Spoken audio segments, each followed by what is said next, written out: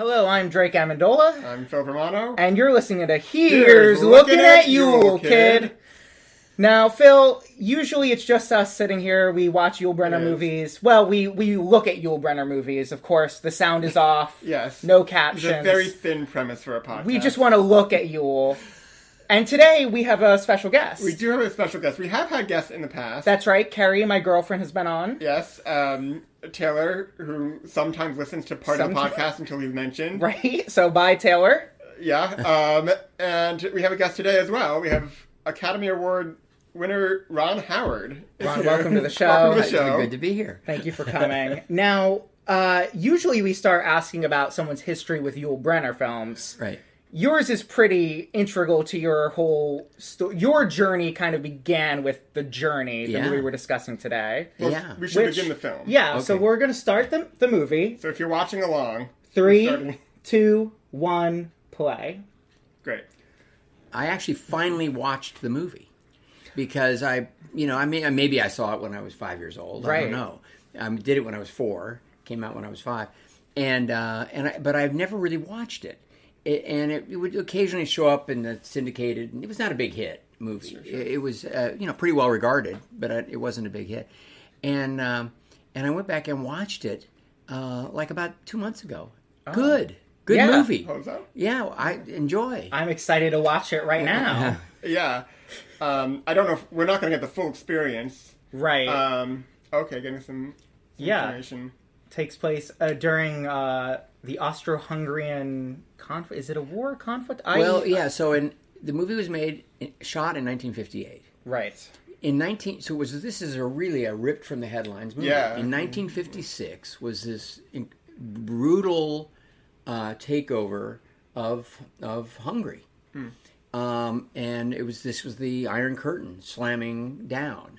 And so Yul Brynner plays a Russian commander who's in charge of this border crossing. But in reality, the history of this moment of time was is incredibly powerful, very, very dramatic, and the whole world watched because the United States kind of let it happen.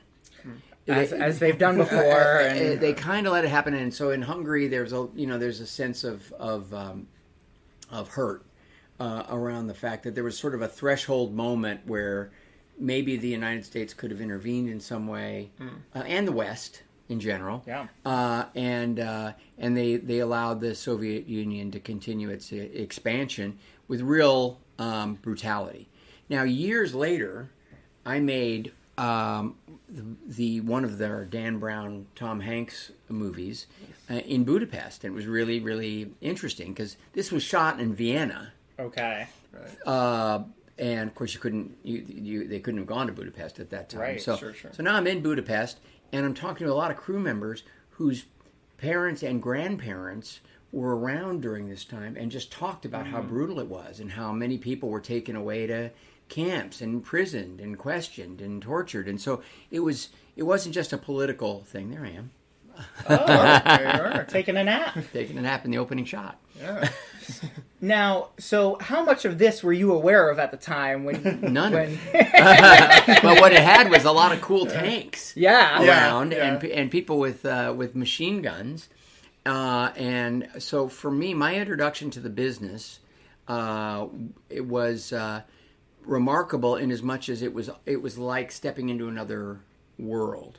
And meanwhile, I will say that Vienna, there was post World War II wreckage still very much in evidence. So everybody involved in this film, the war was only 17 years old when we were making this film, and so that's less time than 9/11. So it was very vivid in everybody's mind. I had no idea about that, but it was a fascinating experience. And in a second here, you're going to see my father. He was actually, I think, kind of in one of the opening shots of the movie. He plays one of the Russian guards. Okay. And I was am I correct to believe was this your family's first time traveling to Europe. Yes. So here's the story. My dad was an actor. He and my mom met. By the way, I see you have our book, The Boys, that my brother The Boys and I wrote. I tell quite a bit about the journey, and a lot about my parents, their romance, which is kind of cool, their journey, and they're sort of running away to get married while they're acting in a children's theater troupe that's traveling the country and that sort of thing. So my dad started making a living, really right off the farm, basically. Not a superstar living, but a living here in New York. Working actor. And then the Korean War happened, and he was about to be drafted. So instead of being drafted, he did what a lot of people did, which is enlist, which became a 4-year commitment, but you had a little more control over what your future might be. Right. And he managed to get into special services, which took him out of the business just as his career was starting to take off, and he always resented that a little bit. But it did give him sort of 4 years of this amazing experience where he directed a lot of theater and essentially was kind of entertaining the troops at the bases and things like that. So that was his life. He came out of that and went back to work and started getting work again. And what actors had to do in New York at that time was the thing called making the rounds, which was you walked from casting director to casting director and just showed up, hoping that they might have something. There may be an audition brewing for a play or a movie or a TV show. Live TV was a big thing here then. And my dad had been directing also in the summers a lot of theater, summer stock. And he had noticed that I had started picking up the dialogue and mimicking it. And so we had a scene from the play Mr. Roberts, which Henry Fonda and Jack Lemmon did the movie, but it had been an important, successful show. Sure. And my dad had toured in the touring company of it with Henry Fonda. In the cast. And so, but now he was directing it, and I was picking up on some of the dialogue, and he thought that was funny. So we did a scene between Henry Fonda and Jack Lemmon, only I played the Jack Lemmon part. And 3 years old? 3, yeah. And people thought it was adorable, and I actually remember doing it like in people's living rooms and stuff, just for fun. And I remember, the grown-ups are laughing at me in a good way. That's nothing feels better than they're paying attention to me, and it's good attention. That's right. It was great. So this is kind of a long story. However, it has everything to do with me being in this movie. What he was making the rounds, and he went into the MGM offices. This is an MGM movie, and knew the casting director, but it was swarming with kids, little kids, and so he couldn't get in to see the casting director. So he left a note. He said, trying to be kind of to say something quippy so that casting director might remember him. He said, Rance Howard stopped by, curious if there's anything going on I'd be right for. By the way, I have a son who's a fine actor. So, and he left his number, of course, and they called and said, well, why don't you bring your son in? So I went in, and I did the scene for Mr. Roberts. I don't remember this at all. And they liked that, and apparently they asked him, do you think he can do anything else? And I said, I really don't have any idea, but let's see. So they got some sides, and this is not a part with a lot of dialogue, but there was some dialogue in it. And we went in and did it, and apparently they liked that. I still have no memory of that. Then they said, well, we better do a screen test just to see how he reacts to cameras and crew and all that. He's only, I was still 3 this time. Yeah. And, okay, so now we're getting ready for this. And this part I do remember because in our apartment in Queens, my dad got his friend. Queens represent? Yeah, absolutely. To come over, and we put a bucket, my sand bucket pail, for the park, on a string, on a broomstick, and he held it over, and he would shake it while we were doing the line so that I wouldn't look at it. And then my mom had a box of cereal or a shoebox or something that she was kind of pretending was a camera. So she was getting in my face. It was a little bit like Tiger Woods' dad yelling in his backswing when he was practicing. But this was just to get me to only look at the other actor and zone out all this other stuff and be in the scene. So I do remember that rehearsal, and I do remember just a little bit of the screen test, just a little.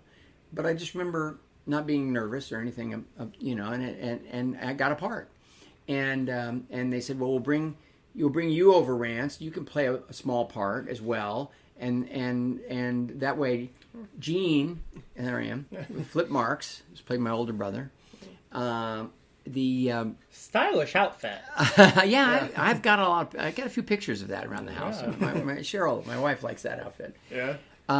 So anyway, they felt like, wow, do we want our kid to be a kid actor? Sure. Probably not.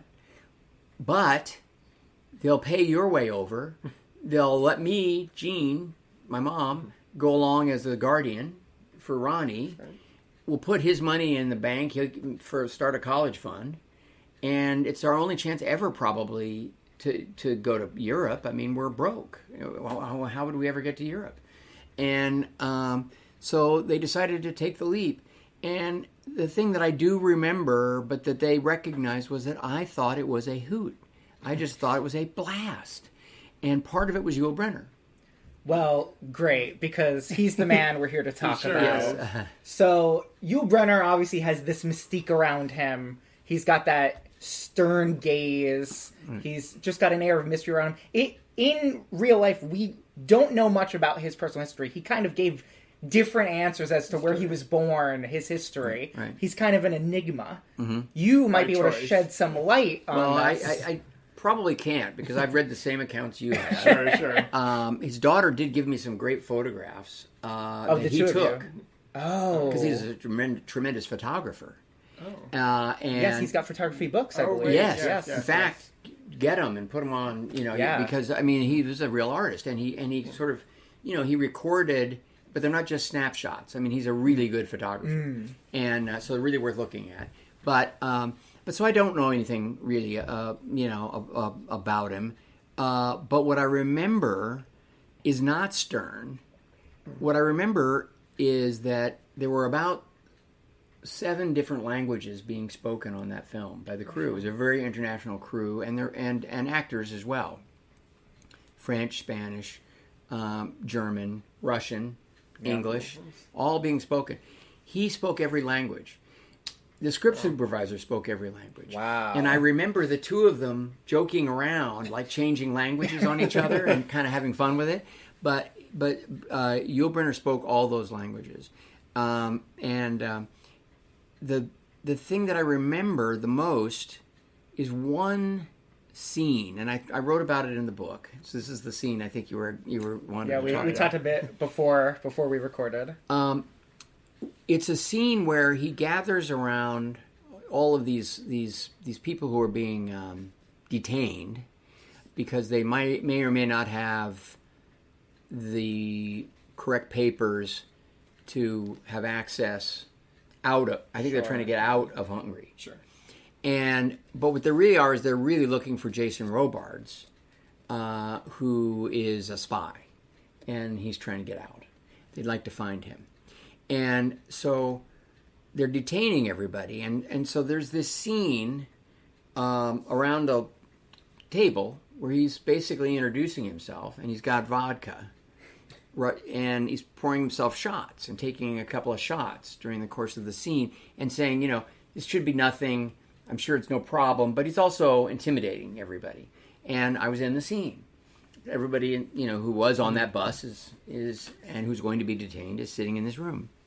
All these great actors, E.G. Marshall and Jason Robards, and it just goes David Morley. It goes on and on, but he takes the shot, and then the second shot, he bites the glass. So he's really a mofo. It's like that's as badass a thing as you can do is take a shot and eat the glass, right? And so he's just letting people know he's no soft touch. And he does that, and he must have seen my eyes just kind of bug out of my head, because as soon as we were over, he said, Ronnie, come over here. I remember sitting on his knee, right here. He says, this is sugar. This is not real glass. I want to taste this at home, taste it. And he made me lick it. And I remember licking it. Right now, as I'm telling you, I can vividly recall licking this little glass. Yeah. And he said, you would never bite glass. Never. this is a prop. He said it like 4 times just to make sure that it got through. And you know what? I've never eaten a shot glass. No, that's good. No, and never eat glass. Just eat pure sugar. Well, you've brought up the book, The Boys, your book with your brother Clint, which people can now buy in paperback and audiobook, hardcover. Yes. HarperCollins. HarperCollins. Yeah. Now, we refer to ourselves as the Boys when we make this podcast. Uh-huh.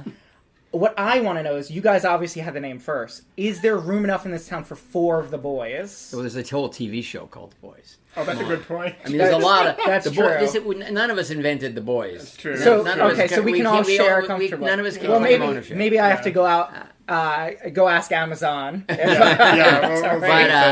it's what my mom used to call my brother and I. Okay.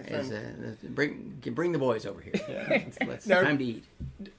Not to go back too much on topic, but did you stay in touch with Yul after this film? No, never ever saw him again. Would admire him in movies, thought Westworld was incredible, but do not think we ever crossed paths again. And which again, I had really fond memories of him. It would have been a blast to see him. But I also remember him, like we had this midway party. I think it was like halfway through the production, or it might have been a wrap party. And it was on the frickin' Danube. I mean, it was this cool thing, and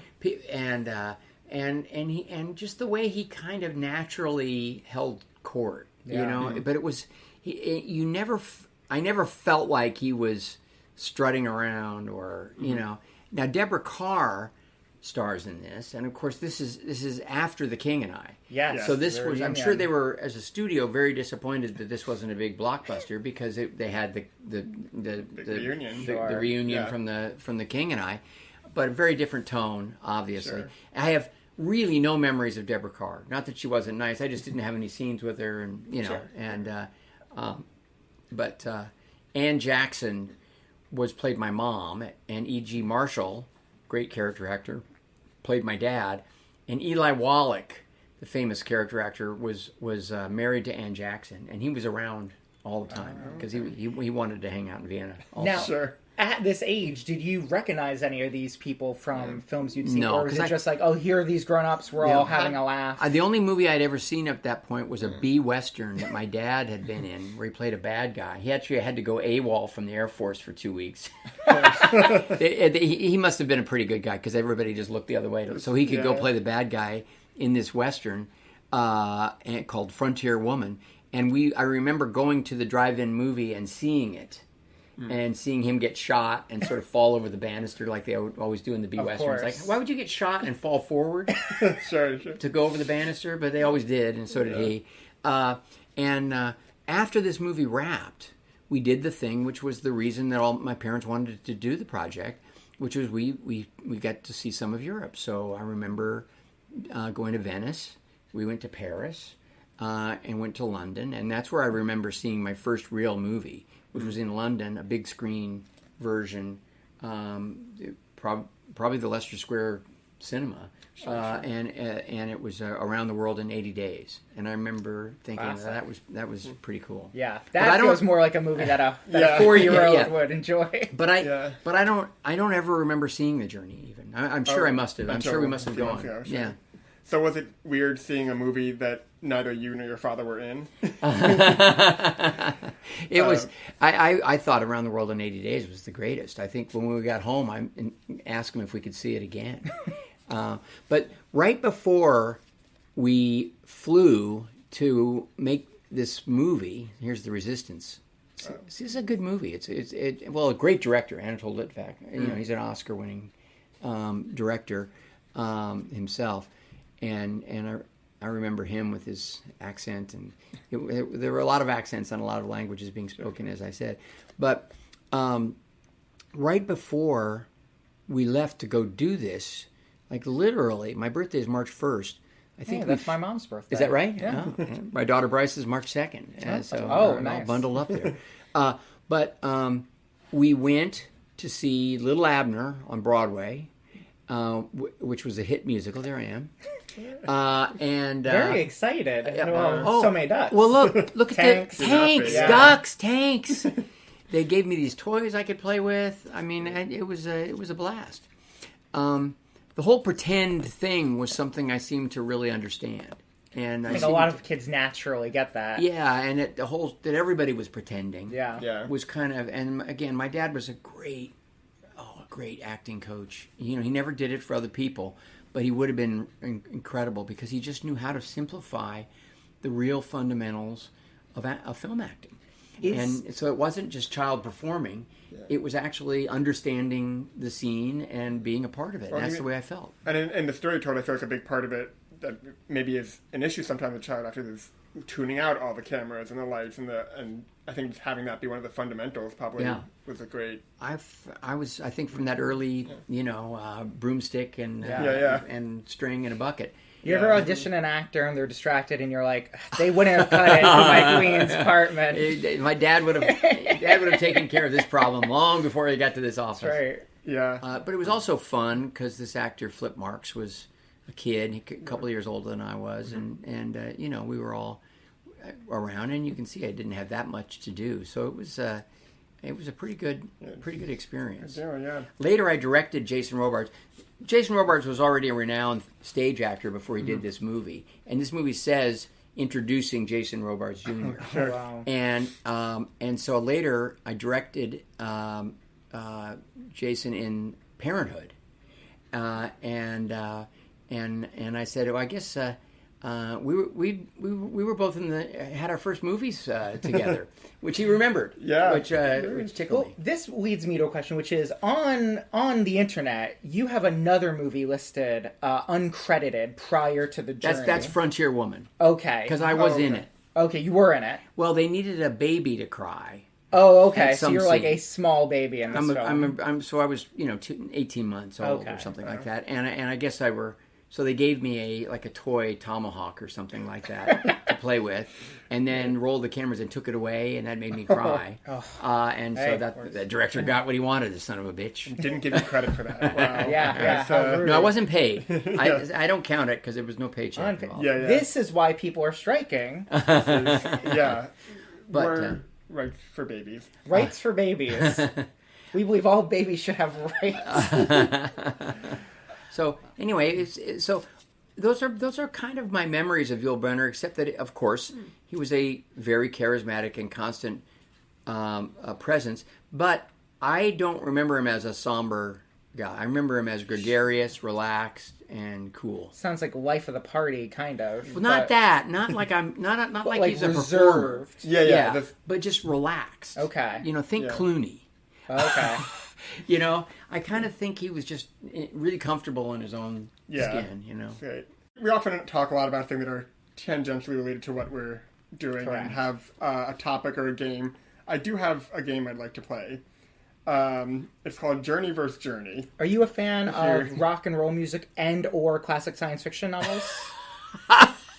I have appreciation for both, but not a deep well of knowledge. That probably works. I think that's the ideal. Well, you brought up Around the World in 80 Days, based on a Jules Verne novel, very related. This is it's going to say some titles, and you have to guess whether it is the title of a song by the classic rock band Journey or a chapter title from the classic novel Journey to the Center of the Earth by Jules Verne. Okay.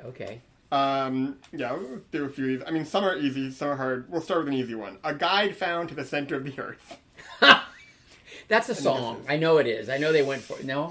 So close. It's actually a chapter. To me, I saw that movie and I kind of thought there was a thing where you can get back on track. I remember the movie, but I just remember rock and roll chords with it. No? I mean, some of the chapter titles. This might have been the scene I was talking about, by the way. Let's see if he eats a.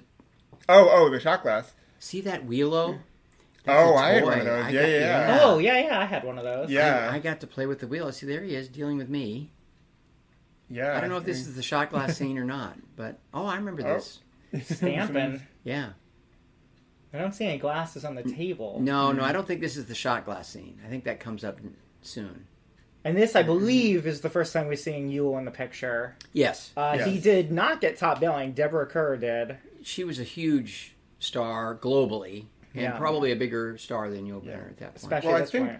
Well, this is still only a few years into Yul's career on film. He did a lot of them Fast and Furious. Like, he was in, 8 movies his first 3 years. Well, there were 7... He did 7 films in between 1959 and 1960, and that's 2 years. But I'll tell you, one of my early memories is Taurus frickin' Bulba. I love that movie.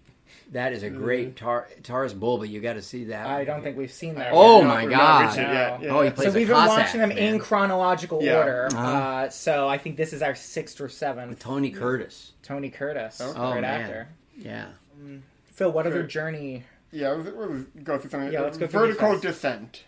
Vertical descent. Some of these are a little tricky. That could be tricky. I'm gonna game this one because I don't really know. Sure. And obviously, somebody would say vertical descent in Journey to the Center of the Earth. Mm-hmm. But could a songwriter also find that an interesting lyric? I think it sounds like a cool song title. I'm gonna go with a lyric or a title. Unfortunately, that is also a chapter. It is also a chapter. Damn. Right. See, the reality is I have no clue, guys. But let's keep playing. That's fine. That's fine. Well, so to follow vertical descent, we have After the Fall. Well, that's a song. That's got to be a song. That one is a song. Okay. I actually thought maybe something happened. Well, I could say so. After the fall, someone help fix his leg. It sounds like a musical theater song, to be honest. A lot of. I wonder if there's a musical of. See, there have a lot of slow camera moves to try to figure out who might be. They're setting up red herrings here. Sure. And does the viewer already have this information, or is it pretty much because you've seen Jason Robard sweating like a pig? Right. He's obviously he seems to be shot or something. Deborah Carr's looking after him, but I think what is going to happen here is there's a little chemistry between Yul Brynner and Deborah Carr. Oh, yeah. Who would have thought? Yeah. There's a little chemistry between those characters. This was a French guy who was kind of a ventriloquist. He was fun. Oh, did he utilize that in the film? He used to do it with me. Utilize that? Yes. Okay. Okay. Let me keep failing at this quiz. Hey, you got the last one. City of Hope. City of Hope. City of Hope. That sounds like it could be both, too. It could be both. I'm going to go with the song. I think song. That is a song. Okay. Yeah. See, I remember this. See how you could do this? Oh, I see. Oh, that is a terrifying toy. Oh, I saw that and I was like, that's so much fun. That looks like, it was a little puppet. He could take the ball and, hello, there's how are you? What's it called? An automaton, have you heard of this? No, it's a musical, it's like an electronic musical instrument. It kind of looks like that, but with a neck, it looks like a big music note. Oh. And you squeeze it, and it makes sound. It's kind of similar to that. All right, a real challenge. Okay. Well said, Olmo. Canst thou work in the ground so fast? Well, I'm gonna take a wild guess here. Yeah. And just say that's probably the book. That is correct.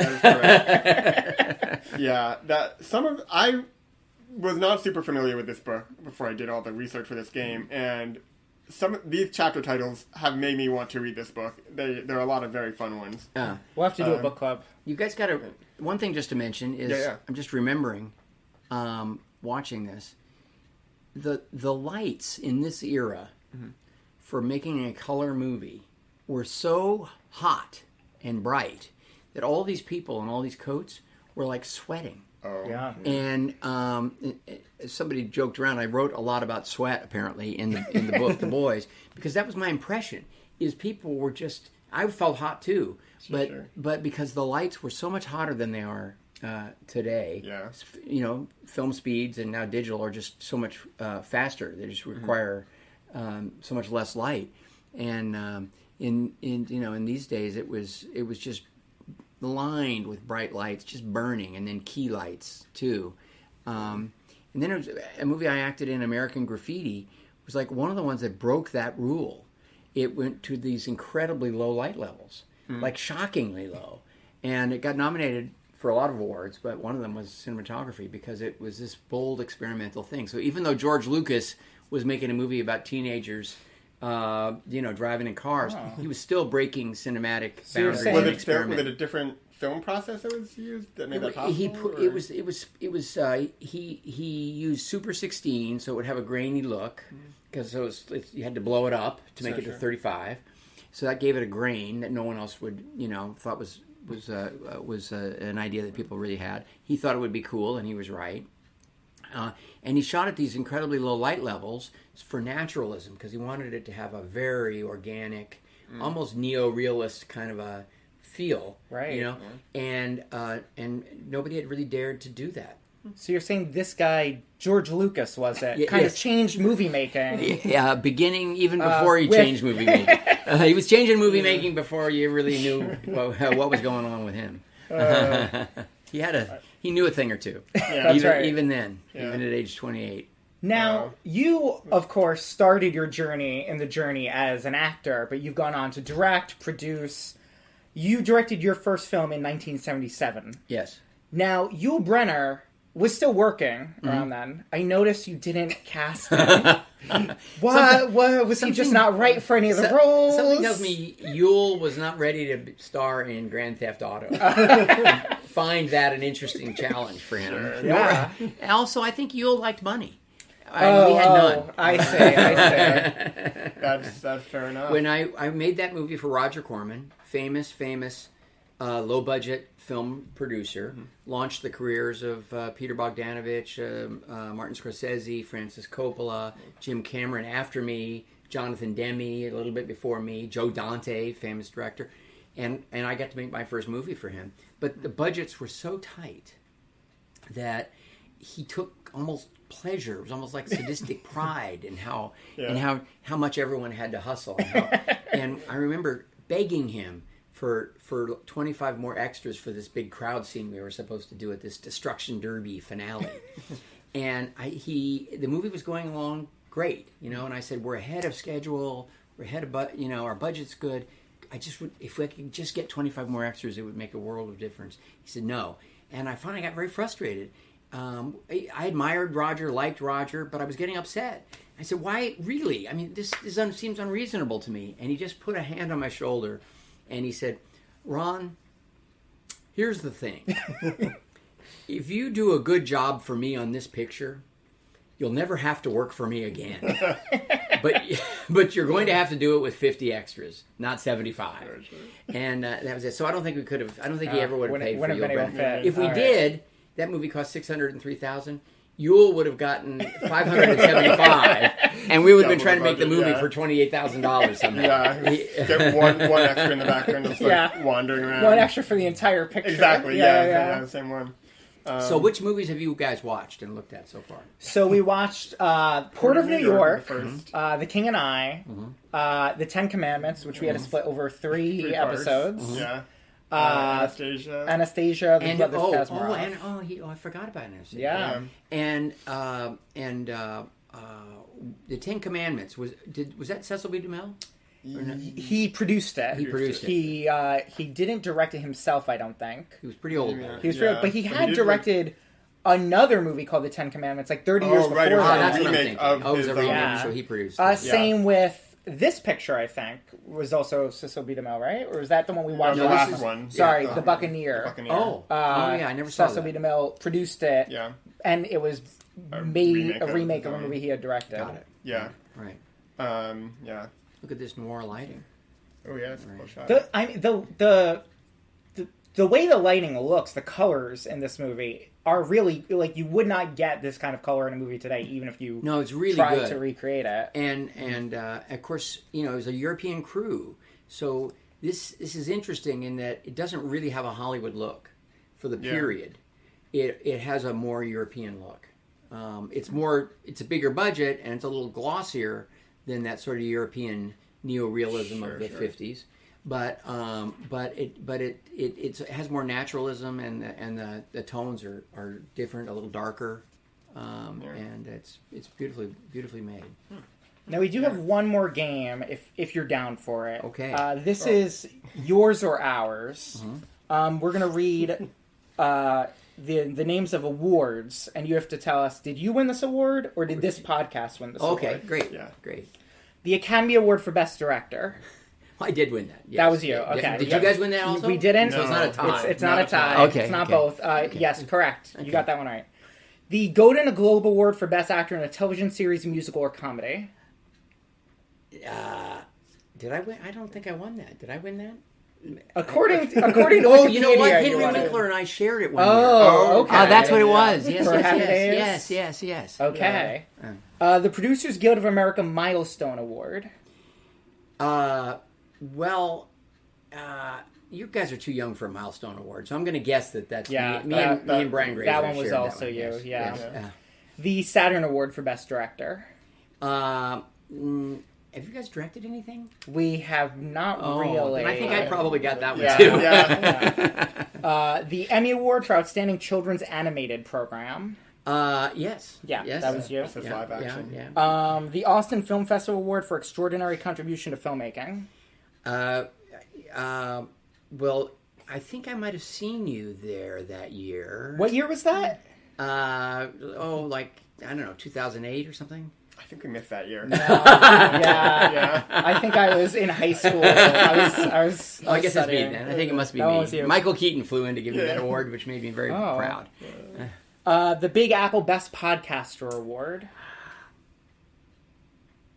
That's me. I'm a dynamo. 100% right. Presenting you this award for Best Podcaster. Congratulations. Why, thank you. Pure gold. Wow. I'm going to wear this with pride today. I have an important business lunch. Now, how does that stand up to some of these other awards you've won? You know, I noticed you're not walking around with your Academy Award. No, I think the most recent one always just feels the best. Exactly. You know. Well, congratulations. So, thank you so much. Relevancy preserved. Yeah. Well, I've got a question actually. So you're wearing the hat. I know you're on the board of Jacob Burns Film Center. It's a wonderful nonprofit movie theater education center in Pleasantville, New York. What is your favorite part of the marble installation in the lobby? I just like that the popcorn's really good. Yeah. I mean, here it is, this kind of serious place, and you would think you wouldn't get good popcorn, but in fact, it's really good. I remember that actually. I've never been here, but I do choose movie theaters to go to based on how good the popcorn is. So I think I'm going to have to. Good popcorn's a great experience overall. Jacob Burns is a great place. Yeah. On a slightly serious note, what I love about it because it's great for film enthusiasts. Mm-hmm. They do an array of movies from really accessible current stuff, but they always keep great documentaries coming. They always have the kind of cutting edge independent movies, international documentaries, but they also have the education center that you were talking about. And this is so great, not just for kids, but they invite filmmakers from around the world to come and be fellows and interface with I keep telling people it's almost like a YMCA or a YWCA for media stuff. They have facilities where you can edit. It's I'm really proud to be a part of it. Oh, here we go. There's some glasses on the table. Yeah. Oh, and it's a dinner scene. Oh, it was a dinner scene. See, I didn't remember it properly. And that's what this podcast is all about. Rekindling memories. Yeah. Now, I do feel like there's probably a decent chance this is a long scene where they talk before he bites the glass. I have a feeling we got to wait. I was going to say, I've been to Jacob Burns several times. I think my strongest memory from it was I went to see Boyhood there, the Richard Linklater. Great movie. And Did he speak there? Was he there? Because they often have the filmmakers come and give talks. I don't believe he was, but I'm forgetting his name. The boy of Boyhood was there. Yeah. And it was a very surreal thing to kind of either see this whole thing with him growing up over 12 years and then he just popped out of the screen. There he was. I went to the first test screening for that movie in New York. Wow. And it was so packed that I was sitting in the front row all the way to the left. The best place to sit. But I still love the movie, so to enjoy it despite that circumstance, great movie. Yeah. I wish Yul Brynner had been in that movie. If only. Then you could play the Ethan Hawke role. Ethan Hawke's great, but you've got a lot of movies to look at. We sure do. And cover, what is interesting about him is that, he was a guy who, he was a real artist, thought like an artist, comported himself like an artist, but he also was very commercial. Yeah. And movies were how he made money. And he also wanted to live a big, kind of European life. And he did. So he made all kinds of fascinating films. All kinds of films. Do you have a favorite Yul Brynner starring film? Well, Westworld is so amazing. And of course so is Magnificent Seven. He's great in that. this Taurus Bulba is probably not a very good movie, but I just loved it. I loved it because he was kind of playing a Cossack, and as I recall, sure. I've actually only seen it twice. You'll have to watch it again when our episode comes out. You can listen along. Definitely while you watch that movie. That's right. So this, as we've talked about, this is your first credited role, and you're credited as Ronnie Howard, which was your credit until about age 19, I believe.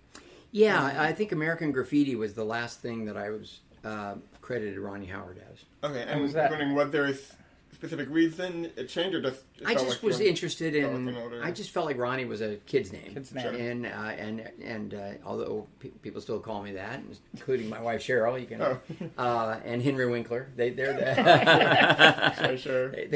So but very early on, by about age 10, I knew I wanted to be a filmmaker, and so a lot of it was a concern that I would somehow be sort of pigeonholed and trapped and typecast. Want to be taken seriously, kind of appropriately, And so I think I tried on American Graffiti. I tried to get them to. I'm just trying to see. He just took a shot. Is he going to bite the glass? Let's just see. They do.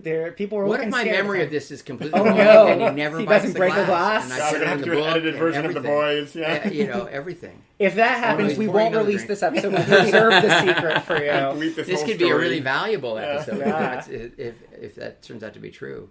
He's taking a lot of shots here. Yeah. Well, you said you watched it a few months ago, right? Yeah, but I didn't. To be honest, I just watched the first half hour. Okay. It's also always possible. Maybe they were watching the edits and they're like, you know what, we got to cut this out of the movie. It'll influence children to eat glass. Stuff gets cut.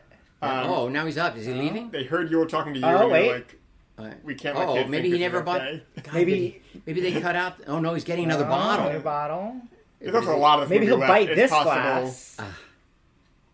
Could come later on. He's challenging her. This is actually. I'm on the edge of my seat. It's a really good scene, and I just. Yeah, I bet there's some great dialogue here. Yeah. Yeah. Well, and people you guys never indulge in the dialogue. We can't. We only look at Yul. We committed to this. It's a very small premise, but we gotta stick with that. Big commitment. But we do a lot of movie making is visuals. There are times where we have gotten lost in just the visuals of something. Yeah. And there have been times where we've forgotten to talk. Well, I'll tell you, I advise filmmakers all the time when I speak at a class or something like that. I say, if you really want to think about cinema and understand it, find the scenes you really like, watch them with sound once or twice, and then watch it again with no sound. Yeah. And really understand what the director did, how they shot it, what the cinema of it was, because it's very revealing. So when I'm on an airplane, I often watch movies with no sound. Yeah. And just to sort of see, what they were doing. And from a performance perspective, Yul is often, you're getting what he's laying down just from the picture. The eyes. Yeah. I'm just really praying that he in fact bites this glass. He looks like he might. Doesn't he? There's someone shooting up the windows. I don't think so. I mean, there's a lot of this movie left. If this happens after you leave, we'll let you know. Yeah, we'll send you an email, let you know. Because that's, I think, very possible. But I wonder if they cut it out. That's what I'm saying. Maybe it was just, they said nobody could bite glass. Nobody could bite glass, and we don't want kids to think you can. So we should, we're all about influencing the children well. Yeah, because I think that was the main audience for this was children. Yeah, certainly.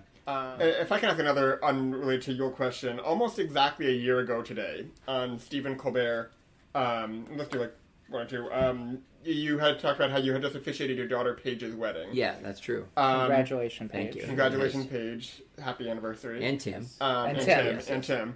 And you had kind of put a joking thing out to the audience saying, you still had your license. Have you officiated any more weddings since then? No, but I keep thinking that, the license still has value. The strike has got everyone paralyzed, and this might be a good moment. True. To just advertise the fact that I'm legit. Yeah, you might need some work. There you go. A little something for the officiant. Yeah, exactly. Yeah. Tip. I think a tip is customary. Yeah. You do the. Did Paige and Tim give you a tip, or compensate for that? Well, you're not supposed to. I don't think they did, because you're not. If you're officiating a wedding, you're not supposed to weep openly. Oh, sure. And not be able to get the words out. Sure. So I think they kind of we sort of needed a take two. Oh, sure. Yeah. Well, that kind of leads to my part two of that, which is I have a friend. We both have a friend coming up who has a wedding, and I've been trying to convince her to let me officiate it. Yeah. I am ordained and everything. Oh. So that I have more of a case. Do you have any advice for officiating a wedding? I would tell your friend, go for that. It's really great. It's because depending on the tone of it. In all honesty, it was a blast. I'm so grateful they allowed me to do it. My son Reed and his wife Ashley, when they got married, they asked my dad to officiate. Aww. And this was about a year before he passed away, but he was still very vital. I was so proud of all of them that they allowed this then sort of 87, 88-year-old guy to officiate the wedding. And he did a great job, and he made it really special. Yeah. When Bryce and her husband Seth were married, they had their best friend officiated, and it was great. So I'm a big advocate. I think I like the personal touch. I think if I ever get married, it'll be the same. So you hear that, Christine? I should do it. Not Phil. We'll talk. All right. Well, we know you've got to get going, probably right? get going. So we'll stop here. Thank you so much for coming on and chatting with us. We appreciate the stories. And confirm for me that you guys class later on. We'll let you know. I have a weird feeling that they may have. That could be wild. It could have been. That would be crazy. We'll find out. We'll see. Right. Okay. Thank you so much. And we're back. Thank you again to Ron Howard, who was very generous with his time and his stories. Was. Thanks, Ron. Thank you, Ron, friend of the show. Okay, we got to get back into this movie, though. Yeah, that's what everyone's here for. We are at 45 minutes and 40 seconds. How many listeners do you think we just lost? Probably a few, but those who are left, we got to continue building them entertainment. Okay, 45 minutes, 40 seconds. So we're going to count you in and then press play along with us. Yeah. I mean, also, listen, we should have said this at the top of the show. You don't have to watch along, but it's appreciated. Yeah. 3, 2, 1, play. All right. And now if you are watching along, you should watch along with us. We are keeping an eye out for Yul eating a shot glass. Yes. So when Ron left, he had this vivid memory of Yul taking a bite out of a shot glass. He did. So we are keeping an eye out to see if that actually happens. That way we can let everybody know. Should I text his assistant? Yeah, I think so. I think probably give him a call, get him back on. Yeah, right? Ron, run back here. No, but we should say Ron came all the way to your apartment. He did. There was a live in-person interview. If you are not watching this on video, this is our first video episode. Right, and now we've moved back to just audio because the video is for our very special guest. Yeah, if you win an Academy Award, you get a video on our podcast. Correct. So if you're watching the full version on YouTube that includes the video, we're not on video anymore. And if you're not, you can go on YouTube and watch the video, and you might not have any idea what we look like, but you'll see Ron win his award. You will. It'll be great. Go back and watch that. A lot of great moments. YouTube, I believe the YouTube account's name is. That's good. That's easy. Yeah. YouTube. Yeah. Who's this? I mean, this person has been shown dozens of times already. Well, you were not paying attention. I was. But we were giving Ron our attention. Listen, I'm not looking at other people. No. We're here to look at Yul. We're here to look at Yul. Well, and this time Ronnie. we're looking at Ron. Howard. Yeah. Oh yeah, no, I've seen this guy. Deborah, I was shocked to learn that Deborah Carr's name is pronounced Deborah Carr. We need to re-edit our entire King and I episode, probably. During the show, I've called her Deborah Kerr, and so Ron taught us something new. Yeah, I'm sure we're not the first to do that. Probably not. But hey, and I'm excited to see all these films he was telling us about. Mm-hmm. Westworld. Is it Tabula Rasa? Tabula Rasa is different. It's similar. Yeah. That looks like a little cloud with eyes. It does look like a little cloud with eyes. We've never gone to a filming location of any of Yul Brynner's movies. We haven't. Should we go to Vienna?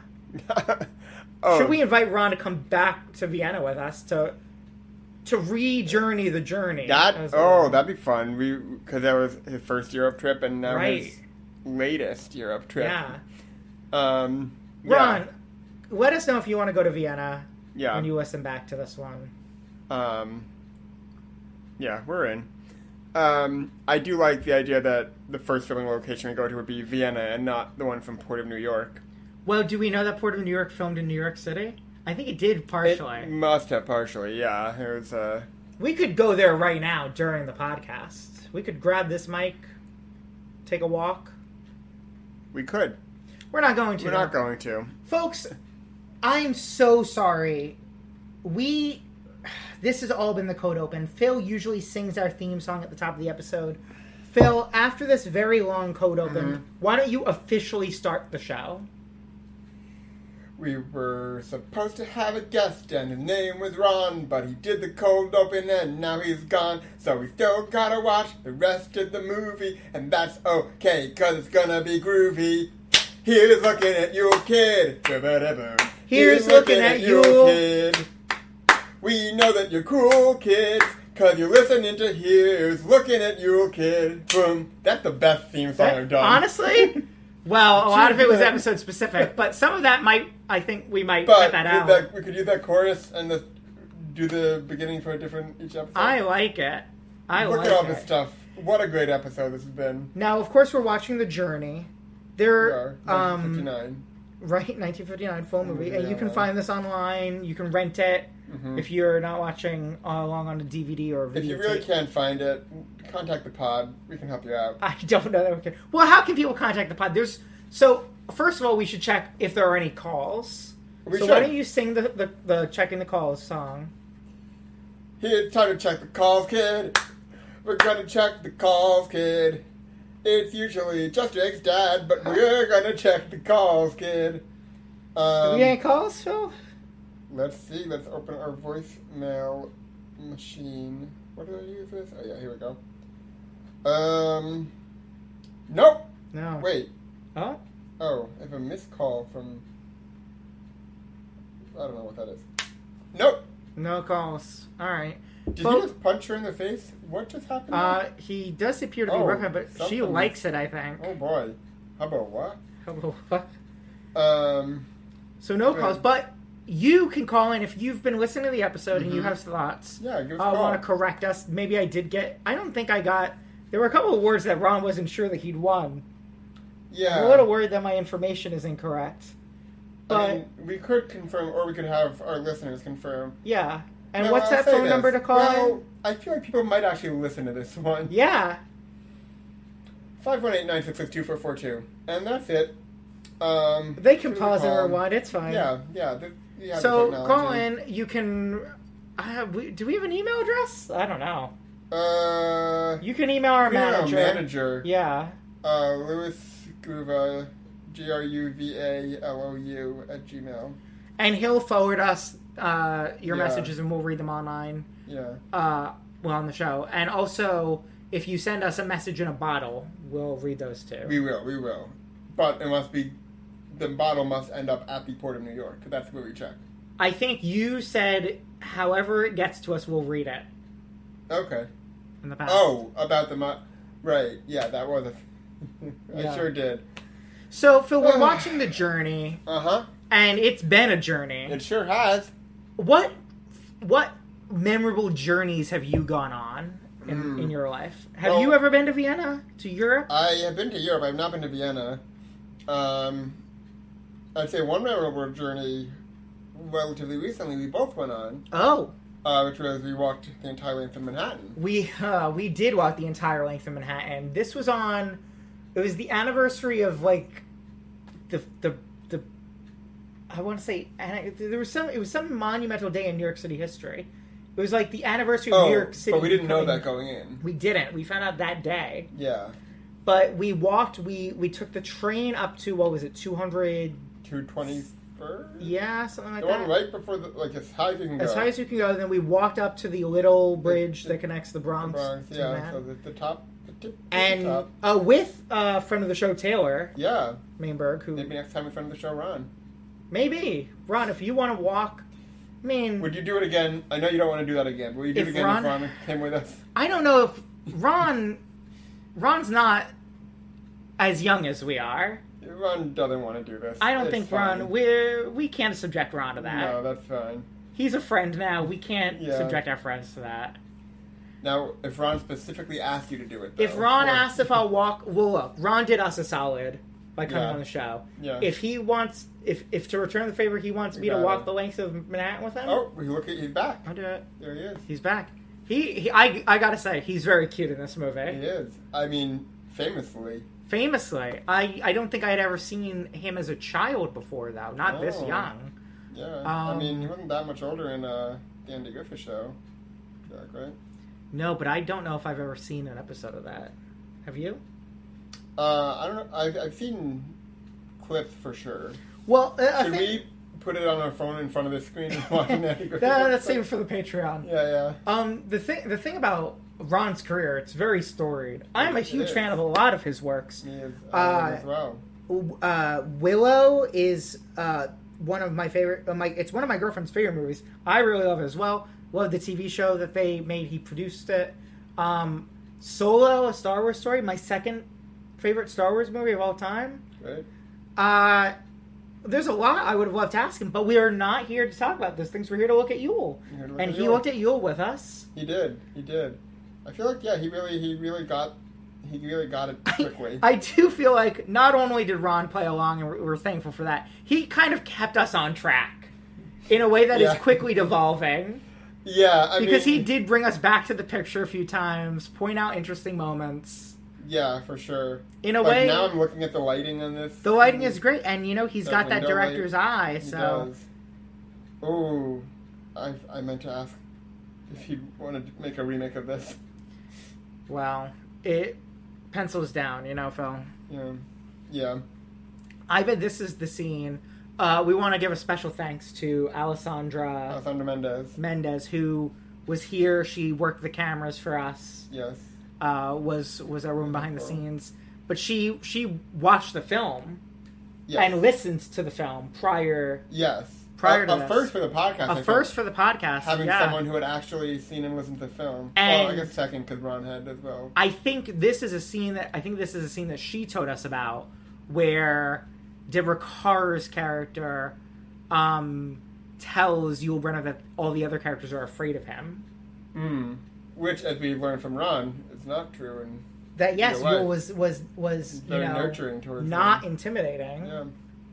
I would be interested in talking to some other people who knew Yul even more.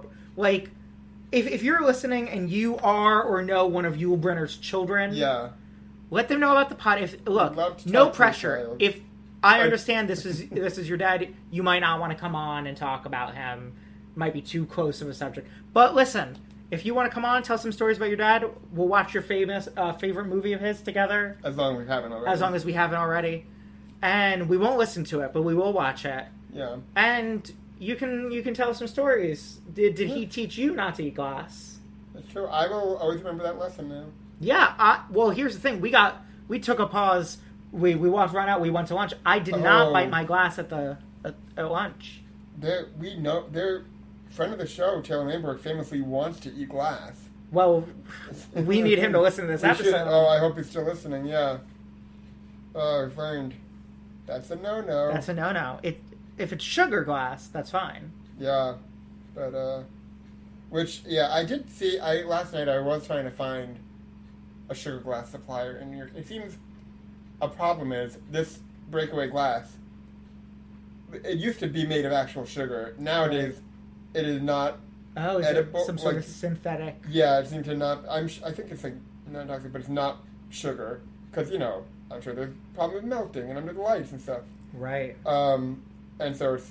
I mean, I have some. I think it's also was harder to crash through if it was. I have some fake glass right here, but this is like rubber glass because we had to step on it. Now we're no longer on video, so viewers can't see this. Yeah, but it is true. Just. It looks like a broken piece of glass, but it is. But it feels like soft, rubbery. Kind of feels like glue, like a glue type of. Oh, like if you peeled off dry glue. I think I might have broken more. Sorry about that. That's okay. Yeah, Yeah. But now I feel like Yul kind of. Yeah. But it's a little dusty. If we clean it, it is very cool, like to see a whole pile of this. We should try to find. Well, okay, so we've talked before about how eventually we're going to make Here's Looking at Yule Kid the motion picture. Yep. So I think one of the things we should do in the motion picture, eat glass. But Yeah, not glass. for real. Ron taught I did us. find recipes of like how to make sugar glass. Okay. And I briefly considered Staying that up I'd all make a night to sheet of make- sugar glass and just have broken glass for us to all eat together. But it would have been a lot of ingredients, and I probably would have burned my apartment. Well, and look, it looks like, Ron... Well, did we talk about schmackeries on the air? I don't even remember if that was before the podcast started or not. I think it was before we started. Okay. Well, then never mind. That's just for us. Okay. But all that to say, nowadays, you don't want to eat the breakaway glass. Okay. So, if you're listening to this, and you're a child, and you thought, well, I learned from Ron Howard, who learned from Yul Brynner, that you shouldn't eat glass, but if it's made from sugar, if it's a movie glass, you understand, and you find yourself on a movie set, don't just start biting or licking the glass. Don't. Because it might not be sugar anymore. I also, one thing while he was telling that story, he had him eat directly, well, there probably wasn't real vodka in there. Well, I was wondering that as well, but we don't know if that's from that scene where he's drinking vodka. I mean, that was. I thought he said it was story, right after they filmed that scene. You're right. It was like he was like, yeah, don't. It's. Now I want to look something up about someone in this before I say what I'm about to say. Someone in this film. Someone in the film. I'm wondering if someone is. Okay. So, Flip Mark, who plays Ronnie Howard's older brother, is still around and seems to be a New York person. Although he hasn't been active in acting since 1972. But he's also from Queens, from Fresh Meadows, Queens. Oh. Sorry, what was his name? Flip Mark. Flip, if you're listening, and if you have any stories you want to tell about Yul or Ron. And Flip, I know your real name is Philip. That's my name too. Now, okay, so we got to the wow, I can't words. We got to the bottom of whether or not we could all be the boys. We did. Is there room enough on this podcast for two Phillips? Would you be okay having a guest named Philip on? Yeah, I'm fine with that.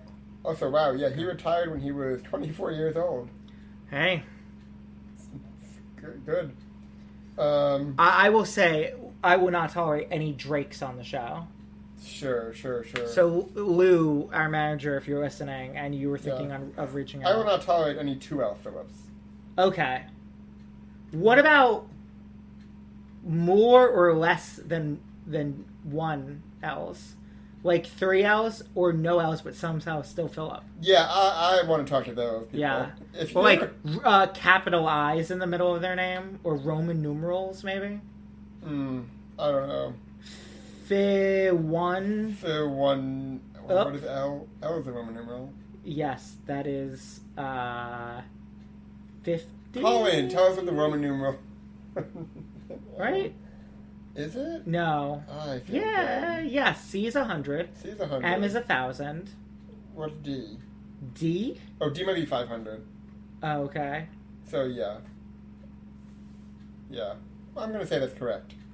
Folks, call in if we don't know our Roman numerals.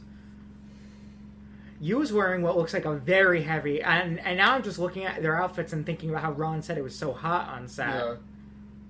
Yeah, which I felt bad as he was saying that because we had some bright lights going on here with no air conditioning because it would make too much noise. We did, which is on now. So you're now. Probably hearing that in the background. Yeah. But you know what? If you listen to last month's episode, my air conditioner was very loud on it. That's true. And you know what? It's still fine. Go back. Part of the charm. Also, if you listen to this episode and you're thinking this is fun, what other episodes of the podcast should I listen to? I would recommend last month's episode on The Journey, where we played clips of other Sorry, this is The Journey. I'm so sorry. The Buccaneer. The Buccaneer, where we played a lot of clips of other podcasts that we did. I would recommend The Brothers Kazamarov. I still can't say. Where we had a guest on. Yeah. That was pretty fun. And we may have a future guest from that film. We've put out some feelers from that film. Yep. What else? The King and I is pretty fun. Sure. We talked about a bunch of theater. If you're a New York theater person. That's true. Oh, do we have more shows we gotta go through? We can do that. Well, we could. I do have a list of shows. So on the King and I, that's if you want to fill up some time. Long-running listeners know. Oh, although, are we going to release that bonus one? I don't think so. I think that would need to be heavily. So here's the deal. So we sent a letter to our manager sent a letter to Ron, saying we're doing this project. Would you be interested in contributing? To be honest, we didn't think Ron would respond. No. So we, last week, convened in my apartment to record this episode. And a few minutes in, Phil checked his emails. And our manager, Lou, had forwarded to him, Ron was interested. Yeah. Ron's assistant worked it out with Phil. Yes. Ron came here. Thank you, Carrie Zirkle. Yes, thank you. We didn't expect anything to come. We had just scheduled, so we now have 9 minutes of us starting to watch this film, where most of it is us being like, "Wait, this is a real email?" And you know what? If you want to hear that, email Lou directly, and he'll send you the sound file. Okay. Go back earlier in the episode. Oh, also, please go to cameo.com/CameoShrek. That's our sponsor, Shrek. Yeah, this is my Cameo account where I will record any message you want as Shrek. Yeah, watch the other videos first. I actually have a Cameo that needs to be done. Should I do that now? Yeah, so you can get a little sample. Okay, so this will be a free sample for all you listeners. Yeah. So, I have a Cameo request. It's for a roast. It's from someone named Michael for Oop Doolin. That sounds like a fake name, but... It does. Hoping not doxing Oop. Oh, wow, this is going to be publicly available. Instructions. Got AirPops disposee confiscated in court. I don't know what that means. Is this something crude that I don't understand? Sips Fireball discreetly during the Lord's Prayer. Wrong-footed like a rap. Are you supposed to say Bo this Murray exactly? could dunce him outside the Jubilee room. Is some of this problematic? I don't know. I mean, or do they want you to say this? Like pork. They want me to say this. Gets only 2 options at a smorgasbord. Well, if it is problematic, you did just say it on recording. I did. So, I have no idea what this is. Could you Google this? That's exactly what. Oh, okay. Nothing. Okay. What about this? AirPops disposee? Folks, this is how it gets done, you know? I like, the second half of the episode here is a bit of a behind the scenes. This is the making of Here's Looking at You, Old Kid. Is this bad? Is this a... Oh, it's a disposable vape. Okay. I thought it's like an airsoft gun, but it's not. It's a vape. All right. Well, shall we? From New Zealand. From New Zealand. I don't know but that's what the vape is. What? Any other proper nouns in there? Fireball's a whiskey, I believe. Bo Myron. I don't know. Yeah. All right. Well, let's start recording this, folks. Thank you for listening. This is my job. I have to do this cameo. I'm going to make $1.56 from this. You guys, for a limited time, cameos are available for $1. $1.99 if you book in the app. And if you mention Yul Brynner in the request, I think you'll make it 5 minutes long. I'll make it 5 minutes long. Sure. And I think if you mention Yul and Ron, you'll make it 10 seconds long. Okay. So if you want less, that's possible too. All right, so I just got to record this really quick during this podcast. Sorry, listeners. You understand. Work waits for no one. Hey, it's me, Roast Trek, and I'm here to roast Oop Doolin. Oh, Michael told me that you are a sorry excuse for a man. I heard you got your AirPops disposee? I don't know how to say this. Confiscated in court. You sip Fireball during the Lord's Prayer. That's the Lord's Prayer. You can't be sipping whiskey during church. Wrong-footed a parking warden. I'll give you that one. 8 cab, am I right? I don't know who this is. I'm going to skip that one. You suck. I'll eat you and you taste like pork. Oh, you got something to say? My buddy Phil here. No, I get a cut. That's now. Donkey. That's Donkey. Hey, it's me, Donkey. It's him, Donkey. You idiot! You only get 2 options on a smorgasbord. If you step foot in my swamp, I'd roast you something good. Let me tell you. And this is my swamp. So, folks, that's what. Yep. Yeah, keep talking. Well, I was gonna just send this, but yeah, this is the kind of things.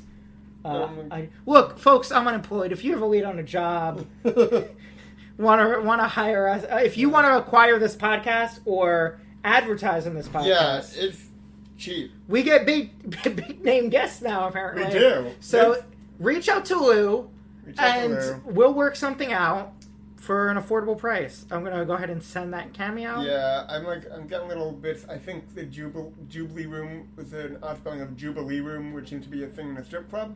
Well, I didn't say it. I also like, though, that you did just add "you suck" in there, and that was not in... Well, it's a roast. Oh, I see. I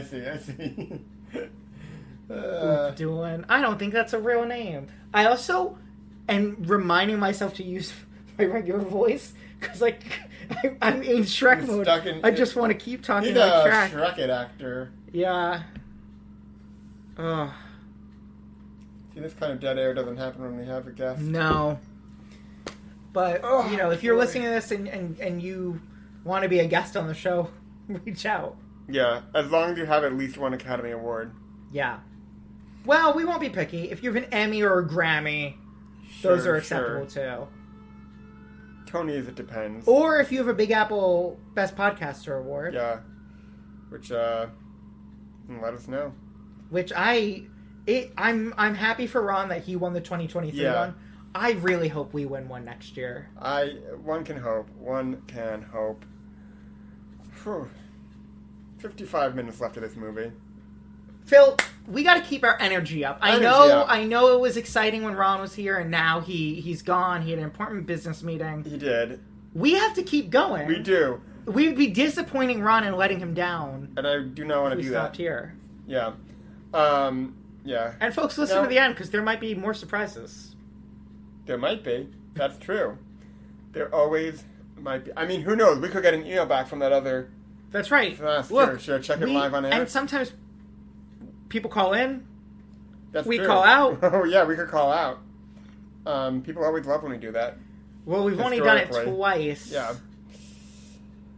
Yep. Oh. The color of Deborah Kerr's hair really pops. Yeah. In this film. Which, I assume relevant to why Ron was hired.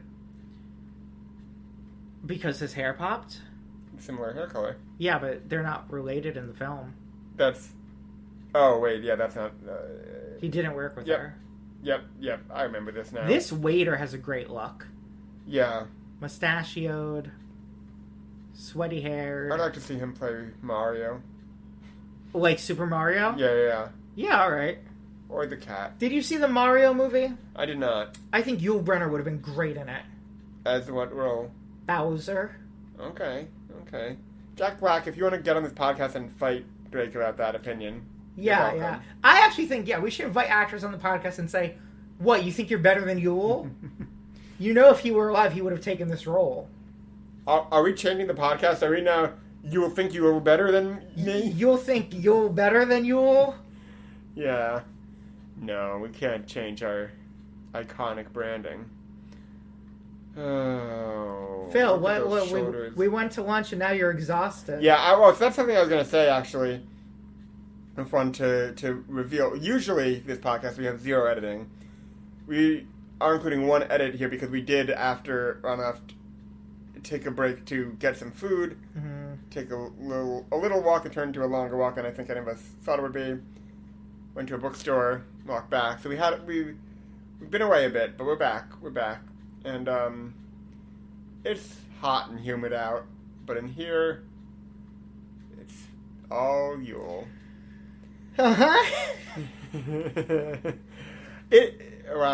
Maybe we should have left all the lights on and stuff, just to keep you awake. Well, and you pulled me aside and you said, Drake I'm furious with you because you stepped over a part of the game that we were playing when we were playing Journey vs. Journey. I don't know if I said I was furious. You said I'm furious with right, you, and you fool. Punched you in the face. Do you want to do the rest of Journey vs. Journey? Whatever. That way the listeners... rest of the unabridged version? Because I did abridge it a bit at first. Yeah, well, right. Well, I mean, yeah. I should also say, when we had first recorded and stopped recording, we also then went to a park and recorded just kind of like a little bonus episode where we played Journey vs. Journey. And some random kids came up to us. They did. Asked if we were recording a song. Yeah, which I will say, we focused a lot on the Yule part of our title. It was good to focus on the kid part a little bit. Sure. And this episode... Oh, wait. He's toasting with a shot glass. See, this is I bet this is it. Back. And it's back in the dinner room. Yeah, although I can just say it was toward the end, but... I mean, we're towards the end of the film. No, there's less than an hour left. I guess technically, yes. Okay. They seem... Well, they look a little flirty, but it looks like he toasted. She took a drink. A lot of drinking. In this film. Yule's calling for another, I think. So far, this seems similar to the last time they were. It does. She's dusting off another bottle. Yule's opening it. He looks very boastful. Okay. Oh. There's a glass on. The waiter's holding the glass. What? That's not a safe way to hold that glass. Thing. Okay. Oh. Okay. Is he gonna throw that into his mouth? I have no idea what's about to happen. Okay. Flip it? Oh. He's doing bits. Yule's doing bits. Cool. He could pick it up, drink it, not without his hands. Well, right, because he's Ron said that he's subtly intimidating them in the scene, right? Right. Okay, it kind of looks like they're singing Happy Birthday. It does look like that. She's like, some birthday vodka. Oh, I am so ready for this. Okay. Oh, she drank it. Okay. That's some strong vodka. Oh. Drink it up. Go ahead, he's saying. Drink it up. Drink it up. Okay. She's finished. She's finished the drink. You were singing? Oh. She raised the glass. Is it poison? I don't know. It was very strong. She's very giggly now. Oh, she's broken the glass. She threw the glass on the floor. So there's eyes on broken glass. Okay, Yule is getting another glass. This is exciting. It's a shot glass. It's a shot glass. It's gotta be it. Oh, it's gotta be. He's drinking it with his mouth. He's picked it up in his mouth. And he's turned his head up. Oh no! I thought he was gonna eat He it. bit it! Oh yes! Yeah! Ron remembered rights. Yeah. So Ron, that happens just under an hour and 16 minutes into the film. And everyone looks into it. He's not bleeding at all. He bit it. And okay, what you need to remember is that as soon as this take cuts, which the scene's still going on, but Yule has walked off screen. I like to think he walked directly to Ron watching, and he said, "Ron, come sit here." Ron sat on his lap, and he said, "Look, this is sugar." This is sugar. Which I will say, I was looking at these glasses, and I was like, "That looks like glass." And then he switched it out, and I was like, "Okay, that makes sense." And I don't know if Ron's in this scene. I haven't seen him. I don't think so. But they might just have it blocked a certain way. I don't think he's here. Okay, a lot happening. But they still look like they're having fun. So I wonder if he was intimidating them with it, or if it was a party trick, kind of. Maybe both, subtly intimidating. This method of serving these is fascinating. Yes, so the glass is on an upturned bowl. Is that why bowls have those little circles on the bottom so that you can put a glass on it? I'd say that's a deep plate. I would say it's a shallow bowl. Whoa. Wow. Now we've reached one of our famous impasses. Yeah. So listeners who are watching the movie along, please write or call in and let us know. Is that a bowl or a plate? It's time for our favorite segment, Bowl or Plate. It's everyone's favorite segment, isn't it great? Is it a bowl or is it a plate? Boom. Now, Phil, I've got a few references of famous plates or bowls or blates. Mm-hmm. And you're going to have to tell me, is this a plate, is this a bowl, or is this a blate? Okay. The plate we ate on, Sean. Mine came in a basket. Ah. Talking about your plate? Yeah. That's a plate. Okay. The in a commercial when they have a bowl of cereal, is that a plate or a bowl? I mean, a bowl. If they had a plate of cereal, it'd be a plate. Okay. This game doesn't really work when you have to say what it is. Well, we're not on video anymore. I know. I could pull up some pictures. A frisbee. Is that a plate or a bowl? That is a recreational device. But if you're using it for food, deep plate. Now, what if I were to pick up a plate and throw it at you? Dangerous frisbee. Folks, play some dangerous frisbee at home and get back to us. Let us know how it went. But if you harm yourself, we're not liable. No, we're not liable. What do we look like? Is that a bowl or a plate? That big wicker basket. That's neither. That's if you had to say. If I had to say, I'd say a bowl. Okay. It's closer to a bowl. Got the depth, you know. Yeah. And yeah. Alright, it's nighttime. Well, I've Googled Journey games, and it turns out there's a very famous video game called Journey, so that doesn't really help us. We should have bought that copy of Journey. So when we were at the bookstore in our little hiatus we just had, we came across a copy of Journey to the Center of the Earth. Should have bought that and just read it for an hour. 20 best conversation games you could play right now. Oh, God. Shall we play one of these? This is the sign of a good podcast. Well, Phil, your energy is flagging and you seem to... This is just like when Taylor was here. You sulked in the corner, you didn't want to record. Now Ron's gone and you're sulking in the corner and you don't want to record. I'm not sulking. I'm comfortable here. You're too comfortable. That is true. You're going to fall asleep. This is why we recorded my apartment. I should sit in the chair. I should sit not in that chair. What is that food? A loaf of bread, maybe a flat loaf, like a pita kind of thing. I believe it's a piece of bread. No, that could be a frisbee. It could be a cookie. Pancake, maybe. I wonder if Ron ate any of those. Oh, that would have been a great question. Should we applaud this and wait for the next time he can come back and... Just slowly whenever he's free. Yeah, no, we couldn't do any other episodes until we finished It kind of looks like a latke, like a very thin, wide latke. Yul's dance, and Yul dances a lot in his films. Shall we dance? Shall we dance? Well, you would have had to listen to him to hear that. That's true. I guess we don't know for certain that song is in the movie. So you're saying there's a point in the movie where Deborah Carr walks up to Yul and says, "Shall we dance?" And he says, "Let's shall." Yeah. It's the whole song. It's great. Beautiful number. Now, sometimes we offer prizes on this show. Mm-hmm. Where if you give us a code word, if you're the first person to give us a code word, you win a prize. That is true. Is there anything we could give away this episode? We could give away, now not an actual one, of course, because that's already been one. We could give away honorary podcaster award? A replica podcaster award. So what, if you send us a message, mm-hmm.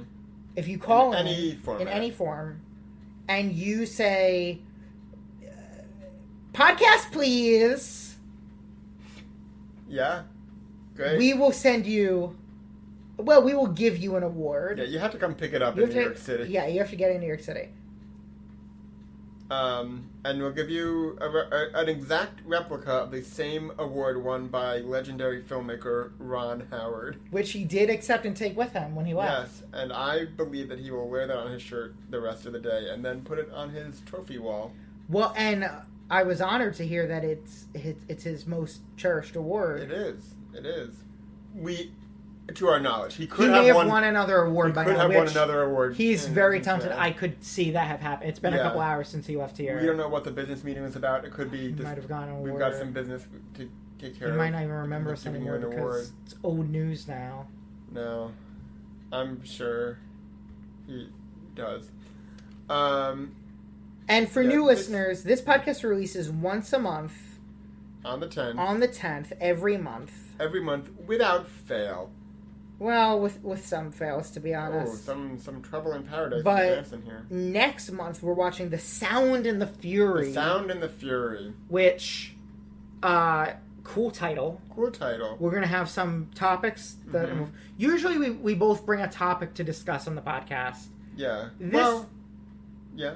Well, this month it was kind of, Ron's experiences with Yule was the topic. And we did Journey. We played multiple games. Yeah. We just kind of flew through our topics. Now, The Sound of the Fury. So we're like, how can we got to get more guests now from the films? From the films he's in? I don't know if there's any one. Well, why don't we reach out to Samuel L. Jackson, because he plays Nick Fury in the Marvel movies. Okay, I was also thinking, I know someone who was in The Sound of Music Live on NBC, so... Okay, that'd be good too. So we get both of them. We get The Sound and we get the Fury. That's good. I will say, the leading lady of that film, still around. What's her name? Joanne... Well, I'm just going to say her first and her last name. Okay. Joanne Woodward. Oh. You know her. How old is she? She is 93 years old. I feel like that name is very... Has she done a lot of stuff? She was married to Paul Newman. Oh. Yes, she's done a lot of stuff. She has one Academy Award. Okay, so she's eligible to be on the show. She's eligible to be a guest. Yeah. Was it for that film? I don't know. She won for The Three Faces of Eve, which is a very famous movie. I believe I've heard of that film. Yeah. Yeah. So Joanne, if you're listening, come on by. Taurus Bulba was the movie Ron was talking about, which I am excited to watch as well. Mm-hmm. Yeah, I'm very excited to see that, and we'll have to listen back to what Ron was saying about it when we do. Yeah. And Ron, if you want to call in or come back on for that episode, welcome back anytime. Let us know. I think this is actually the scene that Alessandra was talking about. Also, look at the lighting and the windows. I'm sure that's a painting. Yeah. But these sets are really they're very bare. They're very normal place, but they're beautifully made. Yeah. Some dust screen. Dust or fog. And I was fascinated to hear from Ron that it sounds like this movie did not do as well as the studio wished it had. Well, because it sounds like it was. I mean, I believe they were banking on the success of The King and I. I mean, it's not a musical, which maybe. Yeah. But here's Yule's gun. Shall we shoot? But I think it made a budget. I think it made a profit of about $1 million over its budget. Okay, and that's not without inflation. Not without inflation. Well, right. No, it's without inflation. Yeah. The inflation, I think, would be the same because it's still $1 million. Well, yes, $1 million profit is less now than it was then. No, it would have been more. If it made $1 million, then right. It's equal to more now. Yeah. Yeah. But they would have spent more to make it. Because they spent over $2 million. But the so so not profit of $1 million. It box office of $1 million? Box office $3 million. Mm-hmm. Budget $2 million. So both of the numbers would be bigger. Right. Okay. Great. And that's economics, folks. Shout out to Dr. Act who taught me and maybe Bryce. If you're still listening, why? You're welcome. We're really living up to the first half of this episode. That was you had some genuinely good stuff there. Yeah. The first half of this episode's great. One of our best. Yeah, absolutely. I would say the Buccaneer's really great, and this one's really great. But the Buccaneer was better consistently. Sure. The highs of this one are the highest. Yeah, what's going on with this? And I wish I could say the lows are the lowest, but that's not true. Go watch our Ten Commandments episodes. Go listen to our Ten Commandments episodes. Oh, man. That's quite an outfit that he's got on. Well, it's warm. Supposed to... But they're sneaking them out of here. Flight by night. Yeah. I liked her pushing out the dock a little bit. Do you want to read the rest of your Journey vs. Journey? Oh, People can play along at home, you know? I thought you were done. I'm so sorry that I... That's okay. So there's only... Okay. Faithfully. That's Journey the Band. It is. The Great Geyser. Journey the Book. It is. De Profundis. Journey the Book? Correct. Lights. Journey the Band. Midnight Hibiscus. Journey the Band? Now, this is the one that I wanted to get to, because this one's a trick question. This is a blog post on the 7th page of the blog on journeys.com, the shoe store. Iceland, but what next? Journey the Book. Wheel in the Sky. Journey the Band. Trial by Fire. Journey the Band? Yes. Shot out of a volcano at last. Journey the Book. And The Journey. Journey the Book. That is Journey the Band. Ah. Although, based on the translation, Part of the Noble might also sometimes be the book. What a fun game! Should we just read every award Ron Howard has won? No, I don't think so. I was looking at the pieces of paper, seeing if did we miss anything. Oh yeah, are there any questions that we didn't get to ask Ron that we should ask him, each other instead? I think I had one. You asked about his name. Oh no, yeah. You got all yours. There's one I didn't ask. Oh, there is? Ron has directed some of the greatest actors of all time. Mm-hmm. Tom Hanks, he mentioned Michael Keaton, who awarded him with one of the awards he won. Diane Wiest, all of them greats. Yeah. And I want to know if he saw in them what he saw in Yul. Or were there any similarities? Or did he ever think, can't you just fucking do it like Yul would? Yeah. Yeah. Well, yeah. We don't know if Ron taught like his children not to eat glass, because I imagine some of his kids were on movie sets as kids. Bryce, Paige, Reed. No, there's one more. One more. Anyone. He didn't talk about them on the. Call in and tell us if you eat glass. Tim, if you wanna say, maybe he gave you some father-in-law advice. A Howard-in-law, yeah. Yeah, no, there's... I don't think any of the Howard children eat glass. I don't think so. They seem to have their heads on their shoulders. Yeah, they do. Clearly you thought Ron maybe not so much. Yeah, that is interesting. I wonder... Maybe... I wonder if you felt bad for him. It was like, oh, this is a kid that would eat glass. I'm going to be very nice to him. Yeah. But maybe. Changed his life. Stopped him from eating glass, and look at him now. Yeah. Getting the Big Apple Best Podcaster Award 2023. And there was a lot of competition for that one. Yeah, there was. But you can get your own replica, listeners. Podcast, please. Podcast, please. Oh, horse. And again, if you want to advertise on this show, yeah, reach out to us. If you we'll put you in the first half. Yeah, that's right. If you have a podcast network and would like to pick us up, we've got a lot more exciting guests. If you had a podcast, if you have a podcast studio and want to let us use it for free, yeah, that'd be great. As I said, we were recording this one. Fairly nice. We almost had a podcast studio in Brooklyn that we were going to go to. It didn't work for Ron's schedule. Yeah. But he graciously agreed to meet us here. Yeah, here at your apartment, Yul Kids Satellite Studio. Right, which this is the second time we're recording the Satellite Studio. The Brothers Kazamarov episode was also recorded here. Remember it well. Uh-oh, what'd you do? She tried to escape. Yeah, your first mistake. They caught her.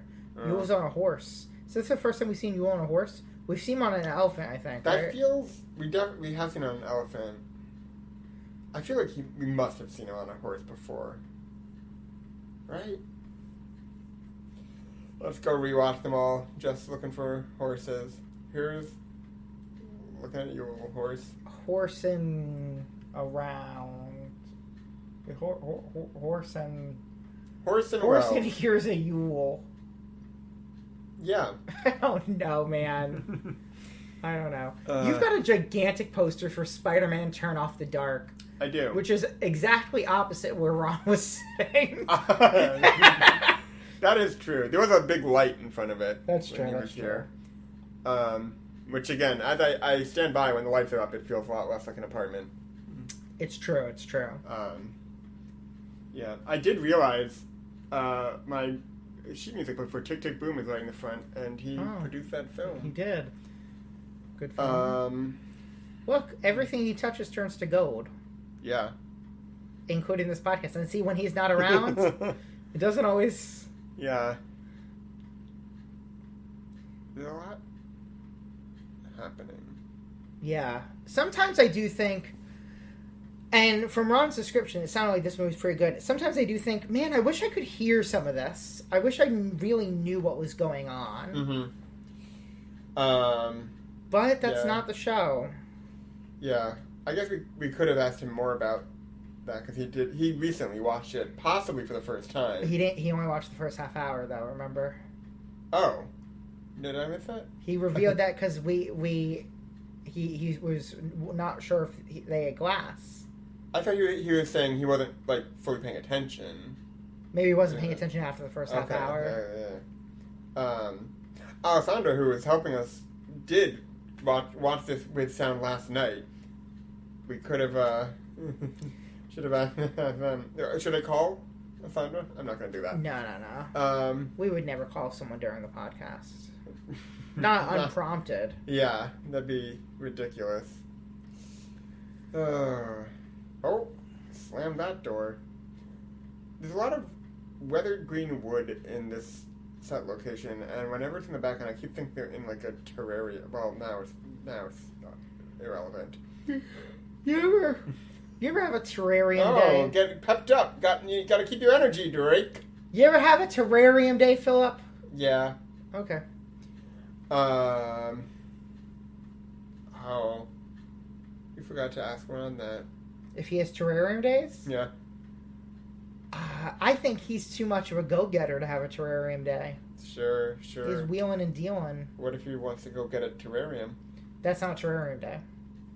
What's the definition of a terrarium day? A terrarium day is when you stay inside, and it's like you're in a terrarium, and you have everything you need in your little bubble. Oh, is this an established thing? This is a thing that I do at home. That you have called this before this moment? Yeah. Oh. Sometimes I go to my girlfriend, you need a terrarium day? Non-sequitur question. No. It's like, when you stay home, you're in a little bubble. If you need something, you have it brought to you. That's cute. You have a little rest, a little terrarium. You're self-sufficient. Ecosystem, yeah. Yeah. You think you will have terrarium days? I hope so. He had a busy schedule, too. He was... If he wasn't filming a movie, he was in The King and I. In The King and I, yeah. I wonder if there's any movies he filmed, like, during the day while they were doing King and I at night.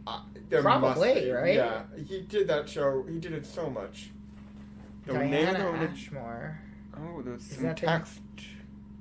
That's when Ron... That's a different language. When Ron was describing the plot of the movie, that there was a checkpoint and there were these people trying to get papers to get out, it actually reminded me of Casablanca, which is what the name of this podcast is inspired by. True, but is irrelevant to it otherwise. Well, no, but there's this connection to the journey. I see what you're saying. Yes. Yeah. What year was Casablanca?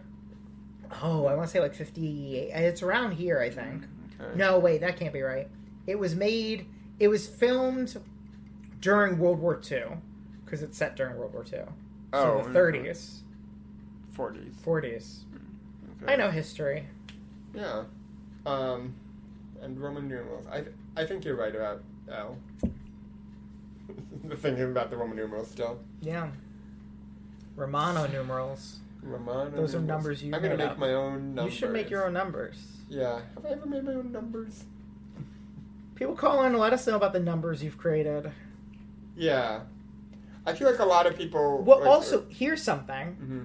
The next movie we're going to watch is The Sound of the Fury. We play all of the calls we receive on the next episode. So if you have anything to say about The Sound of the Fury or the concept of sound. And we don't screen them first. We do not screen them. Or the concept of fury. Yeah. Please call in and share. Yeah. Yeah. Wait. You know what would be genuinely great? This is maybe a top. I'll save this maybe for the episode. I think it would be great if I'll talk to you off mic. Oh. I have an idea for the next episode. Just whisper to me? No, but it is actually a very fun idea. So tune in. That, folks. We may not have an Academy Award next time, but we'll have a fun idea. We might have an Academy Award next time. I think now that we've established one, next time we need to have 2 Academy Award winners. Oh, a panel discussion. Or one person with 2 Academy Awards. I believe Ron has 2 Academy Awards. Oh, then we gotta go exponential. He might have more. He's got at least 2. Okay. I'm pretty sure. Because I know he has one for A Beautiful Mind. I guess that's maybe the one for directing, I'm thinking. Oh, directing and Best Picture, maybe? It could be. Yeah, that would make sense. Who is this? Why do I have this? Wait, what? What's going on, Phil? Oh, I must have accidentally clicked it. There was a Google search open on my phone for a person I did not search for. Ron has 2 Academy Awards for Beautiful Mind, Best Picture and Best Director. Got it. Alright, so next time, you gotta double it. We need someone with 4 Academy Awards or... Well, here's my suggestion. We get the full cast of A Beautiful Mind, because... they canceled? Who's canceled in that cast? Russell Crowe, Ed Harris. Harris, who's also in Westworld in the role that Yul does. Jennifer Connelly, Paul Bettany, Adam Goldberg, Judd Hirsch, Josh Lucas, Anthony Rapp, and Christopher Plummer. Okay, that's fine. Yeah, those are all good people. Oh, to man. my knowledge. Yeah, that's great. We'll get the cast of A Beautiful Mind. Listen to other episodes of the podcast to find out why that is incredibly entertaining today. That's been talked about. We've talked about it. Okay. We've talked about it. Great. Probably listen to the King and I episode for that one. Classic Yul there. Yeah. Yul often wears mysterious coats and hats. During his contract. At least he doesn't have hair in this one again, thank God. Yeah, Yul with hair is unnatural, I feel. Yeah, this guy's eating a sandwich on some rye, looks like. It does, for a movie called The Journey, a lot of this is set in the same building. Yeah. It's an emotional journey. It looks like you could do a play of this. I think, here's my pitch. Mm-hmm. We mount this as a play. We have Ron reprise his role. We get him a Tony. Then he's EGOT. Ron, if you want an EGOT, reach out to us. Ron, when's the last time you played a child? Probably when you were a child. No, leave space for him to answer. Oh, yeah, sorry. Right. There we go. So, this is your chance to do it again. Yeah. With all the experience that you bring to it now. Yeah. Were you a child ever, Phil? I believe I was. Okay. For how long? Ongoing. Oh, okay. Yeah. Took you a while to think on that one. I mean, one of the questions you were most excited to ask Ron was about a marble machine, which he fully ignored. Not fully. I was going to follow it up with, like, what are your favorite things about Jacob Byrne? And it sounds like I would love to actually visit that place. It sounds very cool. Yeah, they do cool stuff all the time. Gotta head upstate and check that out. Yeah. Well, Jacob Burns, if you want to sponsor this podcast, or if you want to, Jacob Burns, if you want to send us each a baseball cap, I will mention you in every episode going forward. Yeah, I'll say that. We will plug it as a great thing to donate to if you send us 2 hats. Yeah. And anytime we do a video interview from now on, at least one of us will wear the hat. I kind of think we should do that anyway, just in honor of Ron, our first video guest. But what if they don't send us a hat? We can't wear it then. It's true. Part of our promise for this show was that we would never spend $1. Yeah, it's true. This guy looks familiar. Or like someone... yes, I believe he's been in the film for okay. Well, that's true. Like, he looks like some modern actor. You'll be lurking. I think a thing that I think about a lot is that in the past, movie stars could be handsome in a way that looked kind of real. Mm-hmm. And now you don't really get that. Sure. This looks like a very intensely dramatic scene. I bet it's a big moment in this character's arc. Yeah. This is the guy who's trying to escape, right? I guess they caught him. Whoopsie. We've got 22 minutes. It's the final 22. Sing the song. It's finally that point. You know what to do. We're almost done. It's the final 22. Boom, boom, boom, boom, boom. Final 22. Boom, boom, boom, boom, boom. Boom. And this is our segment called the Final 22. Sorry, I stepped over the agenda there. This is our segment called the Final 22, where we're in the final 22 minutes of the movie. Yeah, length of a sitcom episode. Ron would know. Well, I don't know if any sitcom episodes Ron's had been in would have only been 22 minutes, because they used to be 25 minutes. Right. Well, when he's in it, because he narrates that show. But he only physically appears when it's on Netflix, right? Yeah, we can't talk about that. No. Oh. That's not a good look from your doctor who just pulled something out of you. Well, was it his doctor or were they torturing him? Oh, I thought they were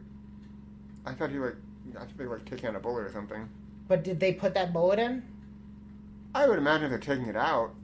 Well, it's only kind if you put a bullet in someone to take it out. Yeah, be kind. Rewind your bullets. Oh, this is a thing we could talk about. In the very first episode, which if you go back and listen to it, you'll hear it. That's how going back works. Ron's back. Ron. The outfits that they have are great. I think, didn't you mention that in the book? Yes, in his book he talks about how he looked very cool. Yeah.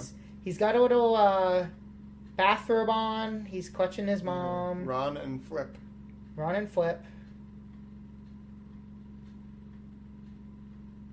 Look, he's not being distracted by the lights. No, he's a professional.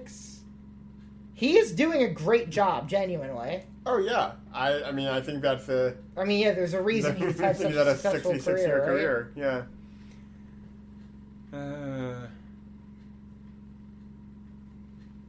Good casting of the brothers. Yeah, Flip should come on the show and talk about this. I don't know how we'd get in contact with him. Well, we'll put out the siren song, the call. We'll have a little look into it. Mm-hmm. I will also say, I would love to talk to someone who's an extra in a Yul film as well. But we needed to be verifiable that you were in the film. Yeah, which can be tricky.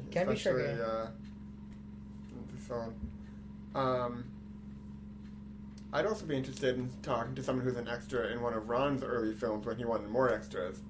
And, if you were an extra in Grand Theft Auto, reach out to us. Or any of Yul Brynner's films. Well, this is how we can expand the world of our show. Mm-hmm. If you're in any way connected to Yul Brynner, we want to talk to you. Yeah, always. If you're in any way connected to Ron Howard, we want to talk to you. Mm-hmm. And then after you come on the show, anyone who's connected to you we'll talk to. It's like a community. Yeah. It's like a beautiful web of Yule. Yulity. No, not or we can we'll keep track of everyone we talk to, and that'll be our Yule log. Oh, I like that. Have you thought about that? We are now 2 degrees from Yule. Yeah. That's because we worked with Ron today. Yeah, and Ron worked with Yule. There's no way we cannot appear with Yule. Yeah. So, unless are there any unreleased Are there any unreleased Yul Brynner films that we could complete? Oh, because then we'd be in the same film. Work with Yul. Or we could use, archival footage, or what, they got holograms now. Yeah. move over Abba Voyage. The horse is dead. It's time for Phil. Now, does this bring back? Well, we can't talk about. Well, you. Yeah. We can't talk about that. Never mind. For several reasons, I'd say. Oh, okay. By the way, Yul threw his gun at them. That's a power move. This horse is a good actor. Or they killed the horse. Yeah, that seems iffy. Although I don't know, that horse kind of looked fake. So I'm gonna hope it was. I hope so too. Oh, well, look at her reaction. Debs. I mean, if we were calling Ronnie Howard Ron, surely we would call Deborah Debs. Yeah. Oh, we should have asked if anyone ever called him Ronald. Ronald? Sounds like no. Sounds like people close to him say Ronnie, and everyone else says Ron. He said his wife still calls him Ronnie. Yeah. And Henry Winkler. Henry Winkler, come by. I think Henry would be fun to talk to. I do too. I bet Henry's got... Henry's never worked with Yul, but he seems to be passionate about films. Mm-hmm, mm-hmm.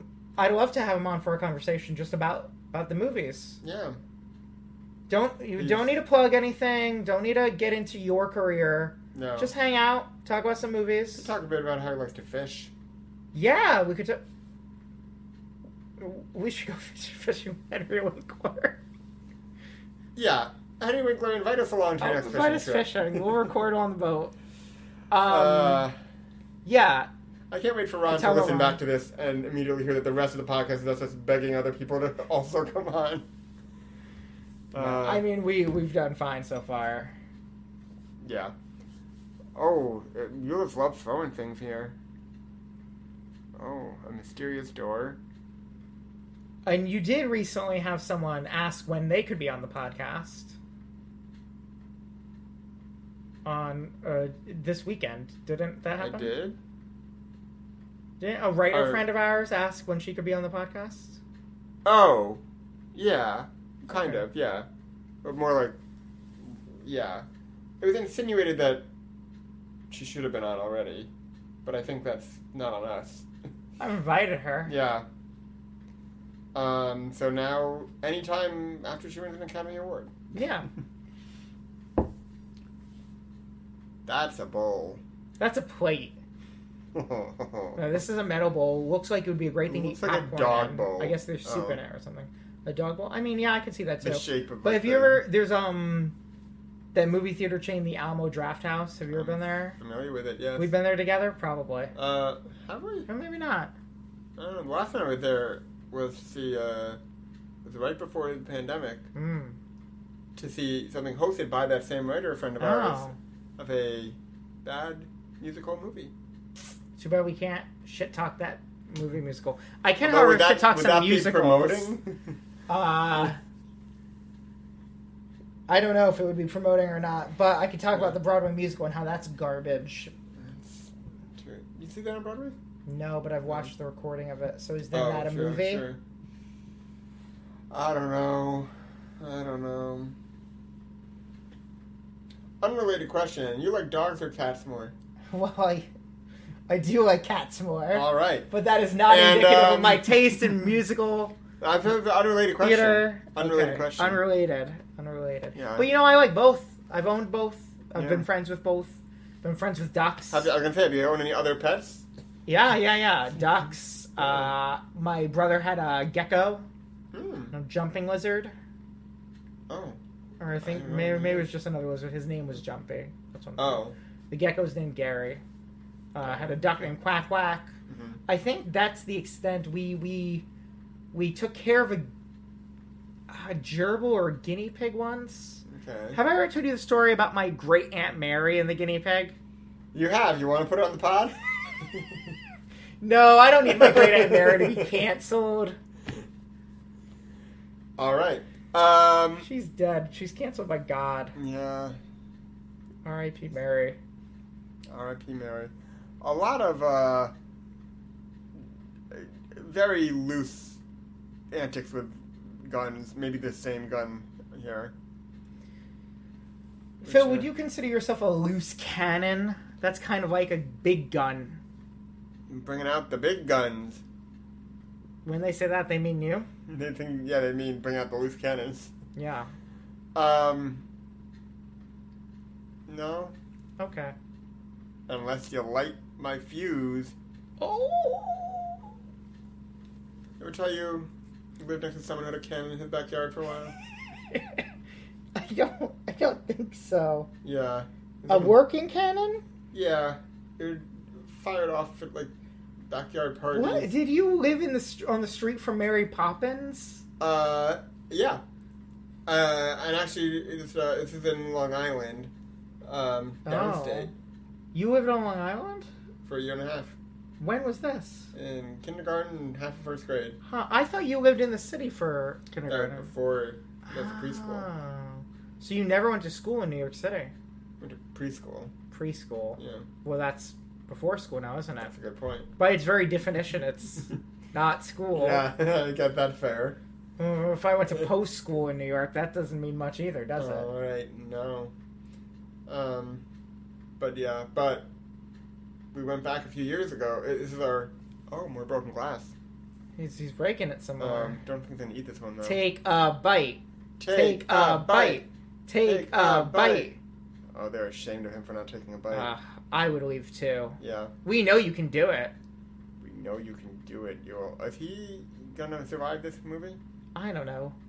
Did he... Spoiler alert for The King and I. He died in The King and I? Yeah. That was the twist? So far, that's the only movie he's died in, I think. Sure. Not a big dyer on screen. Maybe it's...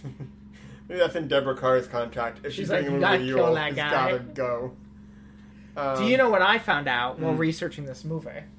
There were apparently heated rumors at the time, like tabloid style, that these two were having an affair. See this, yes. And she put the kibosh on it by getting married, I believe, while they were filming this movie, or shortly after.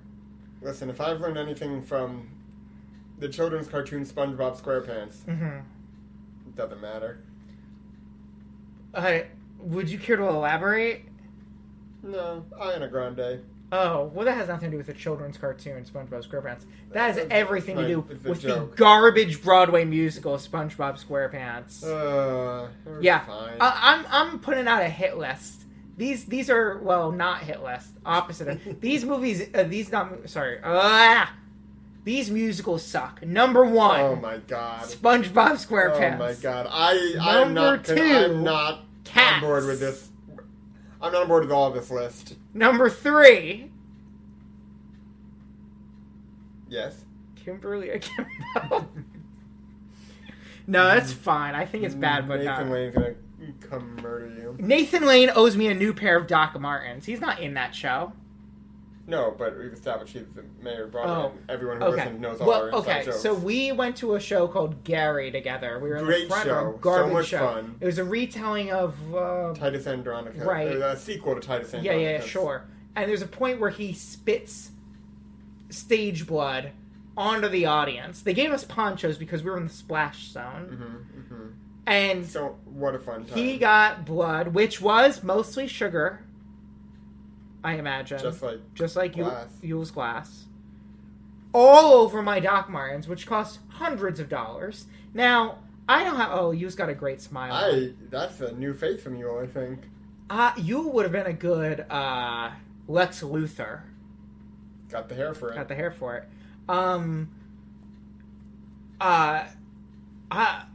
These cost a lot of money. I'm not rolling in it.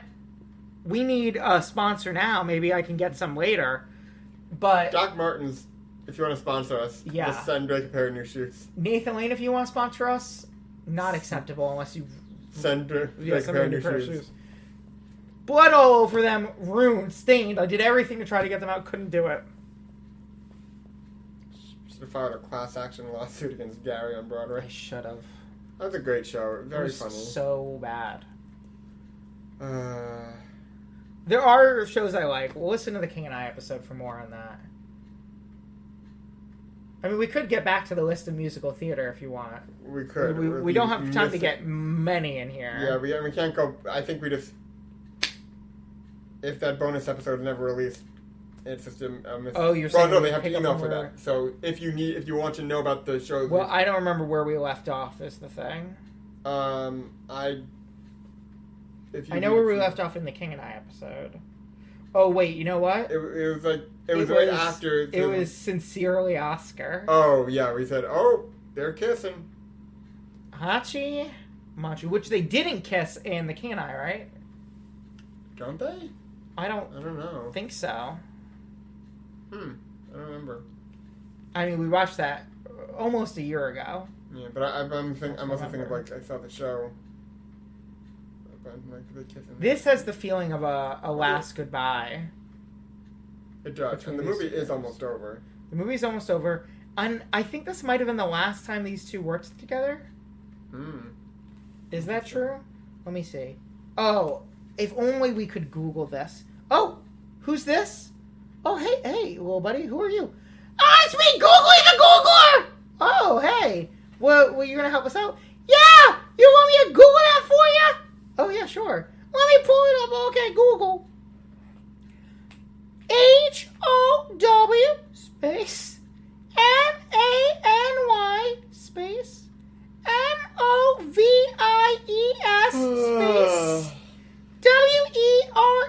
space WERE space YUL space BRYNNER space AND space DEBORAH space. Hey Googly, how many losers how many listeners did we just lose now? I don't know. Are you guys recording something or something like that? No. KERR space IN space TOGETHER. Enter! 2 films, it says here. Great. Pinterest.com is the top result. Oh, great. It says they starred in 2 films together. The King and I, 1956. The Journey, 1958. But they were lifelong friends. Sorry, what year was the Journey? It says 1958. Oh, God. But I think it was 1959. Yeah. Everything else says 1959. Who are these footsteps I hear coming? I gotta go. I'll take care of that. I'll take care of that. Oh, that's nobody. We can. Thank you, Googly. Googly's such a great guy. He searches stuff, and anyone else who searched stuff would have to actually do it and do it out loud. And there's only Googly for that because this show is sponsored by Google. Yeah, they reached out in the interim. No, that's it. That's all. We can't have 3 guests on the show. There's only 4 minutes left. Oh, it's me. Oh, whoa, who are you? It's me, Jeeves. Oh, Jeeves, I have something to ask you. Oh, wait, I don't do that anymore. Oh, so are you just hanging out? Yep. But here, you can ask my brother, Ask. Wait. Hey, it's me, Ask. Oh, wait. Jeeves doesn't search anymore. You seem very shady. Yeah, what do you want to know? What? Oh boy. How many films are together? No, I don't want to know that. I want to know if Jeeves can stay and you can go. Can you say... Jeeves. Can you answer that? Yeah. Ask. Jeeves. Ask, are you friends with anyone named Ye Receive? What? Ask. I don't get humor. Oh. Okay, that's canon. Ask and you shall receive. Yeah. I should have said shall receive. Sorry. I got it right. Thank you, Jeeves. Thank you. That's why I'm sending them away. Both of them? Yeah. No, can Jeeves stay? Okay. Thank you, Jeeves. Jeeves, what's your favorite Yule movie? Did you work with Yule ever? Yep. On what? Everything. Wait, you're in every movie Yul Brynner's been in? I was there, maybe not on screen, but I was there on set. Were you his butler? I was. Wow. That's Jeeves. The one asking Jeeves was Yul Brynner. Wow, he was the first one to ask Jeeves. The first one to ask Jeeves. And then, so I guess you worked with him his entire life. His entire life. And then was it tough when he passed? And I still talk to him on some days in the afterlife. Do you have a conduit to the afterlife? Oh, yes. What is this? I speak to dead people, but only Yul, actually. Oh, but you could speak to any of them. Yeah, but I don't want to. And Yul talks back. I'm loyal. Of course, I would never. Yeah. And Yul talks back? Oh, yeah. Can you ask him some questions for us? Of course. That's why they got rid of my website. It was too many people were asking you to be a go-between. Yeah.